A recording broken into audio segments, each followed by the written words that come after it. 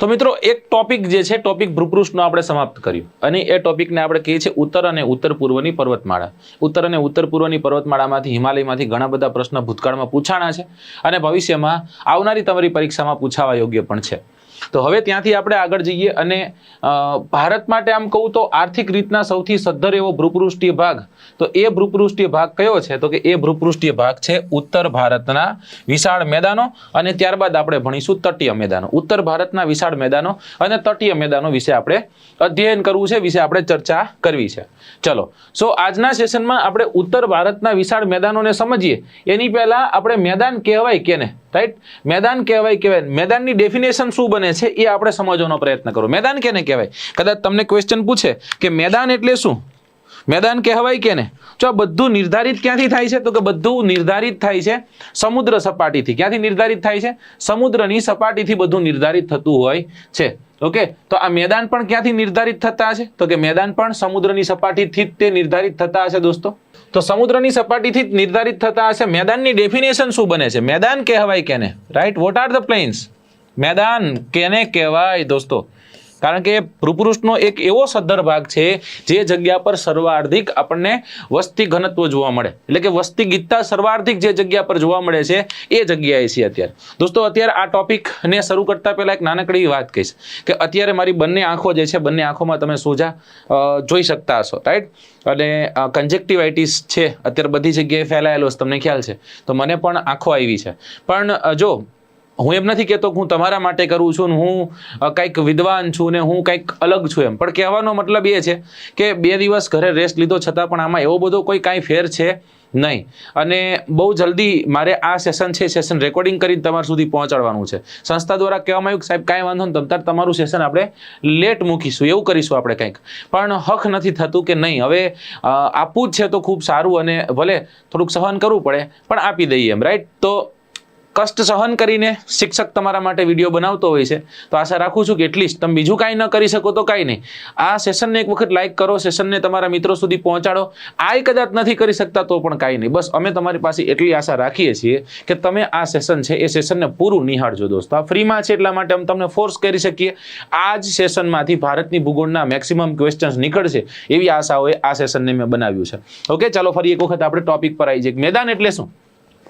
તો કે સમુદ્રની સપાટીથી 180 મીટર સુધી ઊંચાઈ વાળો કોઈ ભૂમિભાગ છે તો એને આપણે મેદાનના નામે ઓળખીએ છીએ. કેના નામે ઓળખીએ છીએ? આપણે કહીએ છીએ મેદાનો. ઓકે, ચલો, ભારતીય મેદાનો છે. ભારતીય મેદાનોને આપણે કેટલા ભાગમાં વહેંચીને ભણીએ છીએ? તો જો ઉત્તર ભારતના મેદાનો અને તટીય મેદાનો બંને ભૂપૃષ્ઠ રીતના અલગ છે, પણ અત્યારે જેના લગ્ન છે એ કોના છે?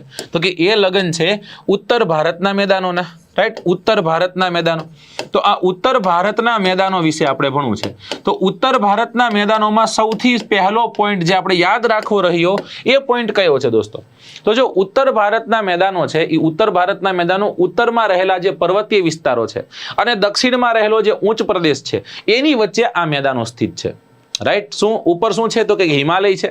નીચે શું જોવા મળશે? તો કે નીચે આપણને જોવા મળશે બહુ સરસ રીતના ઉચ્ચ પ્રદેશ, દ્વીપકલ્પીય ઉચ્ચ પ્રદેશ જેને આપણે કહીએ છીએ. આ બંનેની વચ્ચેનો જે ભાગ છે એ બંનેની વચ્ચેના ભાગમાં આપણને ઉત્તર ભારતના વિશાળ મેદાનો જોવા મળશે.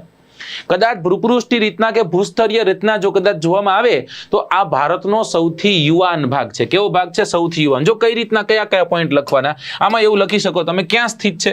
ઉત્તરે શું છે? તો કે ઉત્તરે આપણને જોવા મળશે વિશાળ પર્વતમાળાઓ. શું જોવા મળશે? વિશાળ પર્વતમાળાઓ. ઓકે, અહીંયા મેદાનો છે. અને દક્ષિણે શું જોવા મળશે?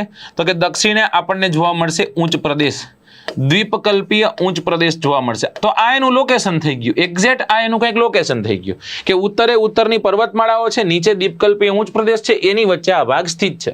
હવે આ ભાગ જે આપણને જોવા મળ્યો એ ઉત્તરની પર્વતમાળાઓમાંથી નીકળતી વિવિધ નદીઓ દ્વારા અહીંયા કાંપ જે છે એ કાંપનું નિક્ષેપણ થયું છે અને ઉત્તર ભારતના વિશાળ મેદાનોનું નિર્માણ થયું છે, જે ભારતીય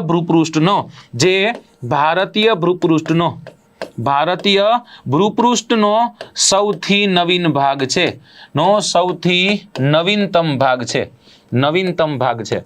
ઓકે, અને આ નવીનતમ ભાગ વિશે લાસ્ટ ટુ લાસ્ટ પીઆઈ ની પરીક્ષામાં પ્રશ્ન પૂછાઈ ગયો. કાંઈ નક્કી નહીં, ડીવાયએસઓમાં ફરી એક વખત આવે. રાઈટ, તો આ ભૂસ્તરીય અને ભૂ સ્વરૂપની દ્રષ્ટિએ ભારતનો સૌથી યુવાન ભાગ છે. સાહેબ આ કોણ બનાવે? નદીઓ બનાવે. કીધું તો ખરા, કઈ નદીઓ બનાવે છે, કઈ નદીઓ દ્વારા નિર્માણ થાય? નદીઓમાં મોટી નદીઓ અને એની સહાયક નદીઓ લઈએ તો એમાં એક નદી છે સિંધુ, સિંધુની સાથે છે સતલજ, સિંધુ છે, સતલજ છે, ત્યારબાદ છે ગંગા, ગંગાની સાથે સાથે છે બ્રહ્મપુત્રા. જો આ મોટી નદીઓ અને આની સહાયક નદીઓ દ્વારા ઉત્તર ભારતના વિશાળ મેદાનોનું નિર્માણ થાય છે. સતલજ છે, ગંગા છે, બ્રહ્મપુત્રા છે, સિંધુ છે વગેરે દ્વારા કાપના નિક્ષેપણોથી આ મેદાનો છે એ મેદાનોનું નિર્માણ થાય છે. દોસ્તો એમાંય ખાસ કરીને જો ગંગાએ બનાવેલા મેદાનો છે એ ગંગાએ બનાવેલા મેદાનો ભારતનો સૌથી વધુ વસ્તી ઘનત્વ ધરાવતો વિસ્તાર છે. શું? વસ્તી ઘનત્વ ધરાવતો વિસ્તાર છે. એટલે સાહેબ એટલે કવિ શું કહેવા માંગે છે? કવિ કહેવા માંગે છે કે અહીંયા સર્વાધિક વસ્તી વસે છે. જેમ કે સાહેબ એક્ઝામ્પલ આપો જો યુપી. સાહેબ હવે એક્ઝામ્પલ જ ન આપતા, પૂરું થઈ ગયું. જે જગ્યાએ 23-24 કરોડની વસ્તી હોય, એક 5મા નંબરના વિશ્વના મોટા દેશ જેટલી વસ્તી છે અહીંયા બિહાર, ભારતમાં સૌથી વધુ વસ્તી ગીતતા ધરાવતું રાજ્ય છે. ઉત્તર પ્રદેશ સૌથી વધુ વસ્તી ધરાવતું રાજ્ય છે. એની સાથે સાથે પશ્ચિમ બંગાળ, વેસ્ટ બેંગાલ પણ બહુ સારી એવી વસ્તી ધરાવે છે. બરાબર, પંજાબ છે તો પંજાબમાં પણ સારી એવી વસ્તી છે. રાઈટ, તો આ બધા રાજ્યો ખાલી કેલ્ક્યુલેટ કરીએ, આ બધા રાજ્યો કદાચ જોવા જઈએ તો ભારતની મેક્સિમમ વસ્તી લઈને આ વિસ્તારો ભરેલા છે. સાહેબ આવું શું કામ શક્ય બને છે કે આ વિસ્તારમાં સૌથી વધુ વસ્તી હોય? તો વસ્તી વધુ ત્યારે હોય દોસ્તો જે જગ્યા પર પરિવહન સરળ હોય. પરિવહન કેવું હોય? પરિવહન સરળ હોય. એક જગ્યાએથી બીજી જગ્યાએ આપણે સરળતાથી જઈ શકવા જોઈએ. માલ સામાનની એક જગ્યાએથી બીજી જગ્યાએ આપણે હેરફેર કરી શકવા જોઈએ. સમજાણું? એ જગ્યા પર વસ્તી ઘનત્વ વધુ હોય. વિધાનાત્મકમાં આ બધા પોઈન્ટ્સ જે હું ચર્ચા કરું સાથે સાથે બોલું છું એ પણ પૂછે, એટલે તમારે ખોપડી ખુલ્લી રાખવાની છે. અહીંયા જેટલું દો એટલું તમારે યાદ રાખવાનું છે સાહેબ. ઓકે, તો વસ્તી વધુ ક્યાં હોય? વસ્તી વધુ ક્યાં હોય ભાઈ? તો કે વસ્તી વધુ ત્યાં હોય જે જગ્યા પર પરિવહન સરળ હોય. પરિવહન કેવું હોય? પરિવહન સરળ હોય, એકદમ ઈઝી હોય. એ જગ્યા પર વસ્તી આપણને વધુ જોવા મળતી હોય છે. દુર્ગમ પહાડી વિસ્તારોમાં મથુરભાઈ નીચે આવે ઉપર જાય, નીચે આવે ઉપર જાય, હેરાન થઈ જાય, એવું કંઈક થાય ને. ઓકે સાહેબ, તો સિંધુ, ગંગા, બ્રહ્મપુત્રા વગેરે વગેરે જેવી નદીઓના કારણે આ મેદાનો બન્યા છે. સાહેબ આની કદાચ લંબાઈ પૂછે કે ઉત્તર ભારતના મેદાનોની લંબાઈ કેટલી છે? લંબાઈ કેટલી છે કહીશ તો તમને એમ થશે કે ઓહો સાહેબ આટલું હોઈ શકે. 3200 મીટર નહીં, કિલોમીટર થી લઈ અને 2400 કિલોમીટર સુધી છે. બાપ રે બાપ, 3200 કિલોમીટર એટલે 3200 કિલોમીટર એટલે આમ જોયું તો ભારતની પૂર્વ પશ્ચિમની આખી લંબાઈ આવી ગઈ. 32-33 ભારતની ઉત્તર દક્ષિણની આખી લંબાઈ આવી ગઈ. સમજાણું? કારણ કે આ મેદાન છે ને, મેદાન આમ ફેલાયેલું છે, પછી આમ નીચે જાય છે. સાથે સાથે આમ બ્રહ્મપુત્રાનો પટ્ટો છે અરુણાચલ પ્રદેશને અડે છે. સાહેબ આની પહોળાઈ કેટલી છે? તો કે આની પહોળાઈ જે છે એ પહોળાઈ 150 કિલોમીટર થી લઈ અને 300 કિલોમીટર સુધી છે. 150 થી લઈ અને 300 કિલોમીટર સુધી આની પહોળાઈ છે સાહેબ. કેટલો વિશાળ હશે એ ખાલી વિચારો. રાઈટ, અને કદાચ તમને પ્રશ્ન એવી રીતના પૂછી નાખે કે કેટલા સ્ક્વેર કિલોમીટર જેટલી જગ્યા રોકે છે, વર્ગ કિલોમીટર જેટલી કે ક્ષેત્રફળ આનું કેટલું છે કેજો કે આ માત્ર ને માત્ર 7.5 લાખ સ્ક્વેર કિલોમીટર જેટલું ક્ષેત્રફળ રોકે. ગુજરાત કેટલું છે? 1,96,024 વર્ગ કિલોમીટર. 2 લાખ ગણી લી, 2 1 2, 2 2 4, 2 3 6, 2 4 8, 4 ગુજરાત થાય ને ત્યારે આ મેદાન થાય ખાલી. એટલું વિશાળ છે. 180 મીટરની ઊંચાઈ પર છે. કેટલા મીટરની ઊંચાઈ પર છે? 180 મીટરની ઊંચાઈ પર આપણને જોવા મળે છે. ઓકે, ચલો બીજા ઘણા બધા ફેક્ટ્સ છે. એ ફેક્ટ્સમાં હું તમને સમજાવું તો આમાં પ્રશ્ન પૂછાય કે ગંગા નદીના પ્રવેશ દ્વારને ગંગાના મેદાનના પ્રવેશ દ્વાર તરીકે કેને ઓળખવામાં આવે છે? તો પ્રવેશ દ્વાર તરીકે ઓળખવામાં આવે છે દિલ્હીને. કેને ઓળખવામાં આવે? દિલ્હીને. કારણ કે દિલ્હીની પશ્ચિમે તમે જાઓ તો સિંધુ નદીનું મેદાન, સિંધુ સતલજનું. રાઈટ, જ્યારે એ દિલ્હીની પૂર્વમાં તમે જાઓ તો ગંગા નદીનું મેદાન છે. એટલે ગંગાના મેદાનના પ્રવેશ દ્વાર તરીકે કેને ઓળખવામાં આવે? દિલ્હી. પણ જો એ તો બડા ટોઈંગ, અહીંથી થોડુંક એવું ટ્વિસ્ટ થાય છે.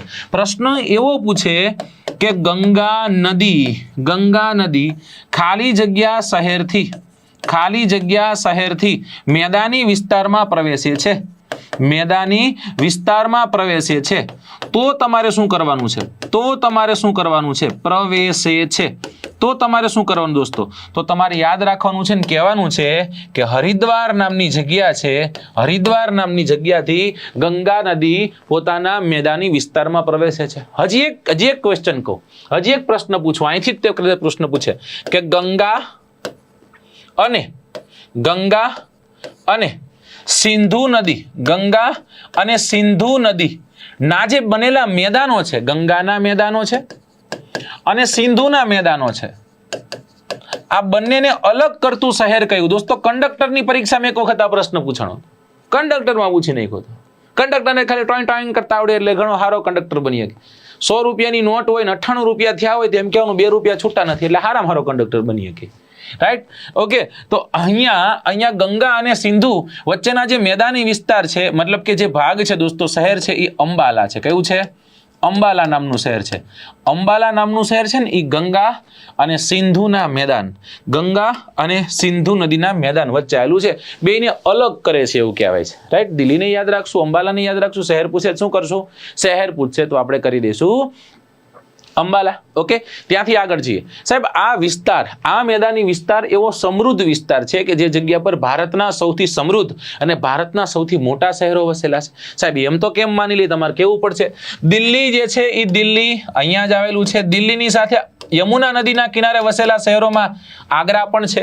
આગ્રાથી આગળ જાવ તો ઇટાવા પણ સારું એવું શહેર છે. રાઈટ, ત્યાંથી આગળ જાવ તો લખનઉ છે, બરાબર, ઉત્તર પ્રદેશની રાજધાની છે. ત્યારબાદ કાનપુર છે, કાનપુરની સાથે પ્રયાગરાજ છે, બરાબર ને. પ્રયાગરાજ જે છે એ પ્રયાગરાજની સાથે સાથે હજી એક છે. પ્રયાગરાજ જે ગણીએ તો પ્રયાગરાજની સાથે આપણે કાશી એટલે કે વારાણસી નહીં ગણવું પડશે. કેને ગણવું પડશે? વારાણસી. વારાણસી સાથે સાથે દિલ્હી से गई मुंबई, मुंबई से गई पटना, फिर भी ना मिला सजना. तो ये पटना જે છે એ પટના પણ અહીંયા જ આપણને જોવા મળશે ને, કે જે સર્વાધિક મૂવીમાં હલતું જોવા મળે કે દિલ્હી હિલાયેલી કે પટના હિલાયેલી. તો દિલ્હી, આગ્રા, લખનઉ, કાનપુર, પ્રયાગરાજ, વારાણસી, પટના અને સાથે સાથે કલકત્તા જેવા સમૃદ્ધ શહેરો આ વિસ્તારમાં સ્થિત છે. ઓકે, ચલો સાહેબ, હવે આ જ ઉત્તર ભારતના મેદાનો છે ને એનું આપણે વર્ગીકરણ કરવામાં આવે છે. વર્ગીકરણ બે રીતના થાય. ઉત્તર ભારતના વિશાળ મેદાનોને કેટલા ભાગમાં વહેંચવામાં આવે કે જો 2 ભાગમાં. પહેલો ભાગ છે એને કહીએ છીએ જમીન આધારિત. કેવું વર્ગીકરણ છે? જમીન આધારિત વર્ગીકરણ છે. જ્યારે બીજો ભાગ કયો છે? બીજા ભાગને માનવામાં આવે છે કે ભાઈ પ્રાદેશિક મેદાનો. કેવા મેદાનો? પ્રાદેશિક મેદાનો. ઓકે, જમીન આધારિત મેદાનો અને પ્રાદેશિક મેદાનો.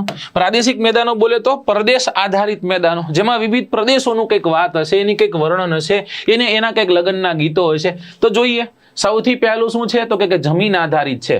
Okay, done. ચાલો, જમીન આધારિત વર્ગીકરણ જો જોઈએ આપણે તો જમીન આધારિત વર્ગીકરણમાં આપણે 4 ભાગમાં એને વહેંચી ભણીએ છીએ.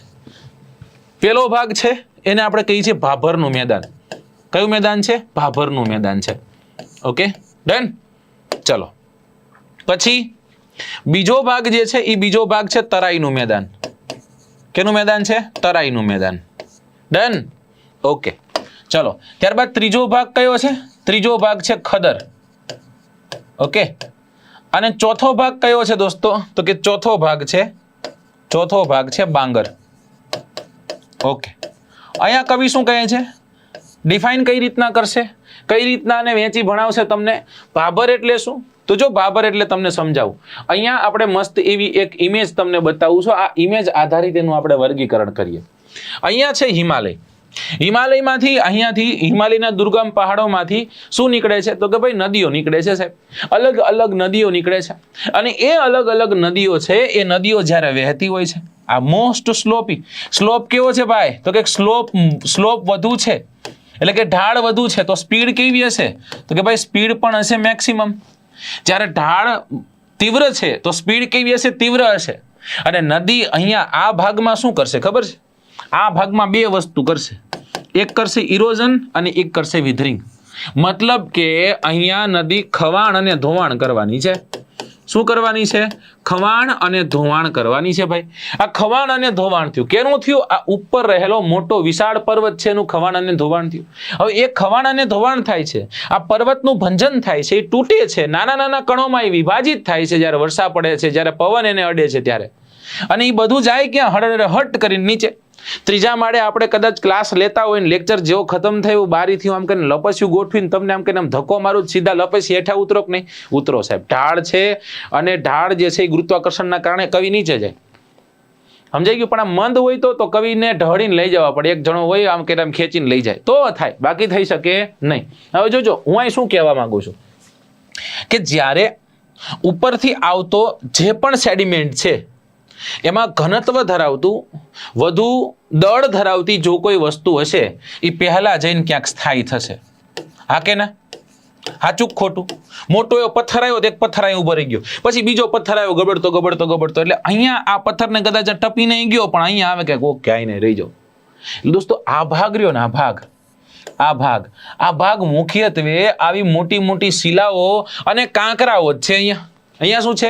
મોટી મોટી શિલાઓ અને કાંકરાઓ છે. હવે આ શિલાઓ અને કાંકરાઓ ધરાવતો આ જે ભાગ છે એ ભાગને આપણે ભાભરના નામે ઓળખીએ છીએ. કેના નામે ઓળખીએ? ભાભરના નામ.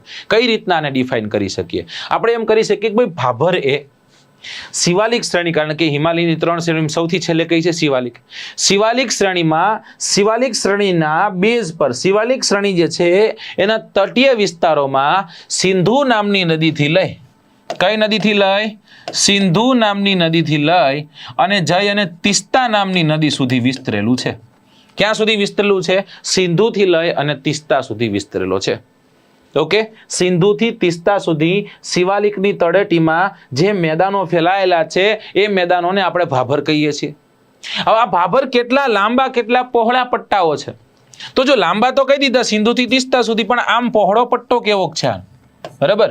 તો દોસ્તો આ 8 થી 16 કિલોમીટર પહોળાઈ છે. આની પહોળાઈ કેટલી છે? 8 થી 16 કિલોમીટર. મતલબ કે અહીંયા મહા હિમાલય છે, એની નીચે શિવાલિક, એની નીચે લઘુ હિમાલય છે, એની નીચે શિવાલિક છે, અને શિવાલિકની નીચે આ જે પટ્ટો જોવા મળે છે, જે કેટલો પટ્ટો છે દોસ્તો? તો એ પટ્ટો છે 8 થી 16 કિલોમીટરનો જે કાંકરાવાળો આખો વિસ્તાર છે. આ કાંકરાવાળા વિસ્તારને આપણે ભણ્યા અત્યારે, જેને કેના નામે ઓળખવામાં આવે છે? જેને ભાભરના નામે ઓળખવામાં આવે છે. તો આમાં શું લખી શકીએ આપણે? આ પોઈન્ટ્સ જે આપણે ઉતાર્યા છે એમાં આપણે શું લખી શકશું? ભાભરમાં આપણે શું લખી શકશું કે ભાભર એ શિવાલિકની દક્ષિણે ફેલાયેલું છે. ક્યાં છે? શિવાલિકની દક્ષિણે. હજી કદાચ ડિફાઇન કરવું તો એમ લખી શકું તરાઈની ઉત્તરે છે. ક્યાં છે? તરાઈની ઉત્તરે છે. ઓકે સરજી. પોઈન્ટ નંબર 2 કયો લખી? ભાભરમાં પોઈન્ટ નંબર 2 લખી શકીએ કે ભાઈ સિંધુ નામની નદીથી તિસ્તા, સિક્કિમમાં વહેતી તિસ્તા નામની નદી સુધી. ક્યાં સુધી છે? તિસ્તા નામની નદી સુધી. ત્રીજો પોઈન્ટ છે કે સાહેબ આ 8 થી 16 કિલોમીટર લાંબો પટ્ટો છે અને આ કેવો વિસ્તાર છે? તો આ વિસ્તાર કાંકરાળ છે. રાઈટ. એટલે કાંકરાઓ જે છે કાંકરાઓ અહીંયા આપણને સર્વાધિક જોવા મળે છે. એક કાંપનો પટ્ટો છે, જે કાંપ કેવો દોસ્તો? તો કે મોટો કાંપ છે ને આપણને અહીંયા ફેલાયેલો ક્યાંક જોવા મળે છે. ઓકે, ચલો હવે બીજી વાત છે આમાં કે આ જ ભાભરમાં પૂર્વથી પશ્ચિમ તરફ જાઓ તો એની પહોળાઈ ઘટતી જાય. પૂર્વથી પશ્ચિમ તરફ જતા શું થાય છે? પહોળાઈ જે છે એ શું થાય છે? ઘટતી જાય છે. ભાભરમાં બીજું કાંઈ લખવાનું? તો કે ભાઈ ભાભર જે છે એ ભાભર દોસ્તો એવો ક્ષેત્ર છે જે જગ્યા પર કૃષિ થતી નથી. તો કૃષિ માટે કેવું છે? કૃષિ માટે અયોગ્ય ક્ષેત્ર છે. કેવું ક્ષેત્ર છે? અયોગ્ય. ત્યાં કોઈ કૃષિ થાય નહીં, કરાય પણ નહીં. પણ તીવ્ર ગતિથી વહેતી જે હિમાલયની નદીઓ છે એ નદીઓ પોતાની સાથે ઢસડી લાવેલો કાંપ છે, એ કાંપ અહીંયા પાથરે છે. એમાં કાંકરાઓ, પથ્થર, રેતી, કપચી વગેરે અહીંયા પથરાય છે. અહીંયા કાંપ ધરાવતા, નિક્ષેપણ ધરાવતા મેદાનોનું નિર્માણ થાય છે. બસ આટલું યાદ રાખવાનું છે. એક મહત્વનો ફિનોમિના છે જેને આપણે યાદ રાખવો છે, અને એ દોસ્તો યાદ રાખજો કે ભાભરના મેદાનોમાં તે હિમાલયની નદીઓ, હિમાલય જે છે એ હિમાલયની નદીઓ શું થાય છે? તો કે હિમાલયની નદીઓ સપાટી પર દેખાતી નથી. સપાટી પર દેખાતી નથી. સાહેબ આવું કેમ થયું? ભાઈ આવું એટલા માટે થયું ભાઈ બંધ કે આ જે ભાગ રહ્યો ને મોટો છે, એટલે નદી જ્યારે અહીંથી વહેતી હશે, નદી તો અહીંથી જાય છે, નદી તો અહીંથી જાય છે, નદી તો જો જાય જ છે, પણ ઉપર સપાટી ઉપર દેખાય નહીં, કારણ કે શિલાઓ છે, મોટો મોટો કાંકરાવાળો વિસ્તાર છે, મોટો કાંકરાવાળો વિસ્તાર છે, બે કાંકરાઓની વચ્ચે જગ્યા થઈ, નદી તો ત્યાંથી હેલી જાય છે, પણ ઉપર દેખાતી નથી. પ્રશ્ન એવી રીતના પૂછાય કે હિમાલયની નદીઓ જે ભાભરમાં લુપ્ત થાય છે, હિમાલયની જળધારાઓ જે ભાભરમાં સપાટી પર લુપ્ત થાય છે, એ પુનઃ સપાટી પર ક્યારે આવે? ત્યારે યાદ રાખજો દોસ્તો, ત્યારે આન્સર આવશે તરાઈ. હવે એની પછીનો જે પોઈન્ટ છે તરાઈ. મોટો મોટો ભાગ હતો અહીંયા આવી ગયો. નોર્મલી બહેનોને વધુ ખબર હોય, જ્યારે લોટ દળાવીને ઘરે આવે ને એટલે ઓલી ચાયણી નાખવાનું હોય, ચાયણી મામ કરો ને એટલે જે પતલો પતલો લોટ છે ને એ નીચે આવી જાય, અને પછી જે વધે એ ભડકું વધે. બરાબર, નોર્મલી જો ઢોરા હોય તો એ પછી એ ખાણમાં ભેળવી અને ગાયને કે ભેંસને ગમે એને ખવડાવી દે, પછી દૂધ આપે, દૂધ મેં મોર નહીં, મોરે મને પીછા આપ્યા, આવી બધી આખી ચેનલ ચાલુ થાય. આમાં એવું જ છે, જો મોટો મોટો કાંકરાવાળો વિસ્તાર અહીં રહી ગયો, પણ ઝીણો ભાગ છે એ ક્યાં પથરાશે? અહીંયા પથરાઈ છે. એટલે એકદમ વેરી નેક્સ્ટ ટુ ભાભર શું જોવા મળશે? તરાઈ જોવા મળશે. તરાઈ ક્યાં છે? તો કે ભાભરની દક્ષિણે તરાઈના મેદાનો આવેલા છે. આ તરાઈના મેદાનો કેવા છે? તો કે ભાઈ તરાઈના મેદાનો છે ને દોસ્તો, એ તરાઈના મેદાનો ભેજવાળા છે. કેવા છે? ભેજવાળા. સાથે સાથે બારીક માટી છે. માટી કેવી છે? બારીક માટી. કે અહીંયા જે ઓલો સેડિમેન્ટ લાવેલા છે કેવો છે? બહુ નાનો છે. જ્યારે કણ નાના હોય ને ત્યારે એની પોરોસિટી ઓછી થાય, મતલબ કે એ પોરસ ઓછું બને. એક ઘઉંનો મોટો ડબ્બો લઈ લ્યો અને પાણી નાખો તો સપાટીથી લઈ અને નીચે તળિયા સુધી પાણી પહોંચતા વાર નહીં લાગે. પણ એક લોટનો ડબ્બો લ્યો અને લોટમાં તમે પાણી નાખો ઉપર, નીચે સુધી પહોંચતા કદાચ 2 દી લાગે. કારણ શું છે? કણ નાના, જેમ કણ નાના એમ પોરોસિટી ઓછી, જેમ પોરોસિટી ઓછી એમ પાણી જે છે પાણીનો ગરકાવ ત્યાંથી ઓછો. સમજાય છે દોસ્તો? તો આ ભાગ છે એ ભાગ આખો ભીનો રહે છે, ભેજમય છે. જ્યારે ભેજમય ભાગ રહે દોસ્તો, ત્યારે તમને બધાને જાણે છે કે જ્યારે ભેજમય ભાગ રહેતો હોય છે તો ત્યાં વૃક્ષો સારા હોય છે, અને વૃક્ષો વધુ હોય તો તમને બધાને ખ્યાલ છે કે વરસાદ વધુ હશે, અને વરસાદ જો વધુ હોય તો તમને બધાને ખ્યાલ છે કે જંગલો હશે, અને જંગલો કેવા હશે દોસ્તો? તો કે જંગલો ગીચ હશે. જંગલો ગીચ હશે તો ત્યાં તમને શું જોવા મળશે? ત્યાં તમને જોવા મળશે બાયોસ્ફિયર. બાયોસ્ફિયર એટલે જીવાવરણ. જીવાવરણ બધી જોવા મળે, અહીંયા જોવા મળે, પણ બાયોડાયવર્સિટી તમને અહીંયા જોવા મળશે, જીવ વિવિધતા તમને ત્યાં જોવા મળશે, અલગ અલગ પ્રકારના ઘણા બધા જીવો તમને ત્યાં જોવા મળશે. કઈ રીતના યાદ રાખશું? કે તરાઈ જે છે એ તરાઈ આ 8 થી 16 પહોંચ્યા તો આ 16 થી લઈને 30 લખી શકો, અને 15 કિલોમીટર થી લઈ અને 20 કિલોમીટરનો સિંધુનો પટ્ટો પણ તમે લખી શકો. 15 થી 20 કિલોમીટર સુધીનો આ પટ્ટો છે તરાઈનો, અને આ તરાઈનો પટ્ટો છે એમાં મુખ્ય શું યાદ રાખવાનું છે? કે ભાઈ ભાભરમાંથી નીકળેલી લુપ્ત ધારાઓ જે છે એ પુનઃ સપાટી પર આવે. એટલે આમાં એક પોઈન્ટ યાદ રાખી દો, પુનઃ સપાટી પર આવે. ક્યાં આવે? પુનઃ સપાટી પર આવે છે. ઓકે, કેવો વિસ્તાર છે? તો કે વિસ્તાર ભેજવાળો છે, બારીક માટી વાળો છે. ભેજ અને બારીક માટી ભેગી થઈ એટલે શું બને? એટલે દલદલ બને. શું બને? દલદલ. એટલે આખો ભાગ દલદલીય છે, કાદવ કીચડ વાળો છે, જેના કારણે ગીચ જંગલો જોવા મળે, જેના કારણે વિવિધ પ્રકારના આપણને ત્યાં જીવો જોવા મળે. સમજાય છે? હવે સમજજો એક વાત, જે હું તમને સમજાવું છું કે આ કૃષિ યોગ્ય છે? તો કે કૃષિ યોગ્ય નથી, પરંતુ ભારતની આઝાદી બાદ જો કદાચ કોઈ જગ્યા પર કૃષિ યોગ્ય ક્ષેત્ર બનાવવામાં આવ્યું હોય તો આ ક્ષેત્રને કૃષિ યોગ્ય બનાવવામાં આવ્યું છે. અહીંયા ઝૂમ પ્રકારની ખેતી થાય છે. કયા પ્રકારની ખેતી થાય છે? ઝૂમ પ્રકારની ખેતી. વૃક્ષોનું છેદન થાય અને વૃક્ષોનું છેદન થતા અહીંયા આપણને ઝૂમ પ્રકારની ખેતી જોવા મળે. અહીંયા સઘન કૃષિ આપણને જોવા મળે. મુખ્યત્વે ઉત્તરાખંડ. કયો? ઉત્તરાખંડ. ઉત્તરાખંડનો એલપ્પી, ઉત્તરાખંડ જે છે એ ઉત્તરાખંડમાં એક જિલ્લો છે, મને અત્યારે યાદ નથી આવતું. કેરળનો એલપ્પી નામનો જિલ્લો છે, જે સર્વાધિક દલદલીય ક્ષેત્ર છે, રાઈટ. અને ઉત્તરાખંડ જે છે, ઉત્તરાખંડનો આલમડા છે. કયો છે? આલમડા. આ આલમડા જે છે એ આલમડા શું છે? સર્વાધિક શું ધરાવે છે? સર્વાધિક દલદલ ધરાવે છે. દલદલી એટલે કે ભીટ પ્રકારની જમીન માટે જાણીતો છે. અહીંયા કયા કયા પાકો થાય? શેરડી લેવાય, તેલીબિયા થાય, ઘઉં થાય, ચોખા થાય, વગેરે વગેરે થાય. ઓકે, ચલો જે થાય આપણે જોઈ લઈએ. લેક્ચર જોતો હતો, હું જોતો હતો, બહુ મજા આવતી હતી. અને હજી આવા લેક્ચર તો આવવાના અઢળક બાકી છે. તો ચેનલને સબસ્ક્રાઈબ ના કરી હોય તો ફટાફટ કરી નાખો અને હજી આ લેક્ચર આવવાના છે, આગળ જોવાનું હજી કન્ટિન્યુ રાખો. ક્યાં જોવાનું હતું તરાઈ. તરાઈમાં કયા કયા પોઈન્ટ આપણે લેવાના હતા? પહેલો પોઈન્ટ તરાઈમાં શું લેવાનો હતો? તરાઈ ક્યાંથી ક્યાં સુધી ફેલાયેલું છે અને ક્યાં ફેલાયેલું છે? ભાઈ 15 થી લઈને 30 કિલો 15 થી લઈને 20 કિલોમીટર સુધી ફેલાયેલું છે. ઉત્તરે આપણને શું જોવા મળશે? ઉત્તરે જોવા મળશે ભાભર. ઉત્તરે શું જોવા મળશે? ભાભર. અને કદાચ દક્ષિણે જોવા જઈએ શું જોવા મળશે આપણને? ઉચ્ચ પ્રદેશ જોવા મળશે. કયો? દ્વીપકલ્પીય ઉચ્ચ પ્રદેશ. વચ્ચે જે ફેલાયેલું છે શું છે? તો કે એ આપણને જોવા મળશે તરાઈ. તરાઈ કેવું ક્ષેત્ર છે? ભેજવાળું ક્ષેત્ર છે. ભેજવાળું ક્ષેત્ર છે એટલે કેવું ક્ષેત્ર છે? તો કે દલદલીય ક્ષેત્ર છે. આ દલદલીય ક્ષેત્ર છે તો ત્યાં શું છે? તો કે વૃક્ષોની માત્રા, વૃક્ષોનું પ્રમાણ સારું છે. અને એટલે જ તે અહીંયા શું સારું છે? તો કે દોસ્તો જંગલો જે છે એ સર્વાધિક અહીંયા આપણને જોવા મળે છે. કૃષિ યોગ્ય છે? તો કે આ સાહેબ કૃષિ યોગ્ય બન્યું. ક્યારે બન્યું? તો કે કૃષિ યોગ્ય બન્યું છે ભારતની આઝાદી બાદ. ભારતની આઝાદી બાદ. પણ યાદ રાખજો આ તરાઈમાં ખાસ યાદ રાખવાનો છે જે પોઈન્ટ કે ભાભરમાં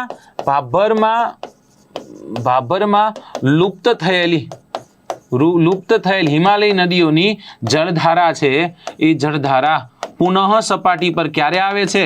તો દોસ્તો યાદ રાખજો પુનઃ સપાટી પર તરાઈના મેદાનમાં આપણને જોવા મળે છે. તરાઈ યાદ આવતા આપણને પૃથ્વીરાજ ચૌહાણ પણ યાદ આવે હે કે 12 બાસ અંગુલ ઉષ્ટ પ્રમાણ મત ચૂકે તું ચૌહાણ. અને હબ લઈને સાહેબ હોળિયો ઉતાર નાખે છે મોહમ્મદ ગોરીનો.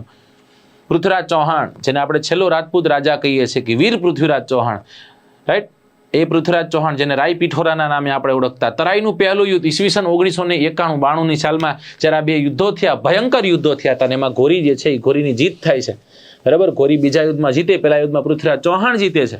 અને ઇતિહાસ તમે જાણતા જ હશો. પછી ત્યાંથી એ જ એક એવી ઘટના કે જ્યાંથી આખો ભારતનો ઇતિહાસ બદલે છે. જો કદાચ એ ઘટના ન ઘટી હોત, જો કદાચ પૃથ્વીરાજ ચૌહાણ રાજા હોત, જો કદાચ પૃથ્વીરાજ ચૌહાણ જે છે પૃથ્વીરાજ ચૌહાણે મોહમ્મદ ગોરીને બીજી વાર પણ હાર્યા હોત તો ભારતનો ઇતિહાસ કંઈક અલગ હોત દોસ્તો.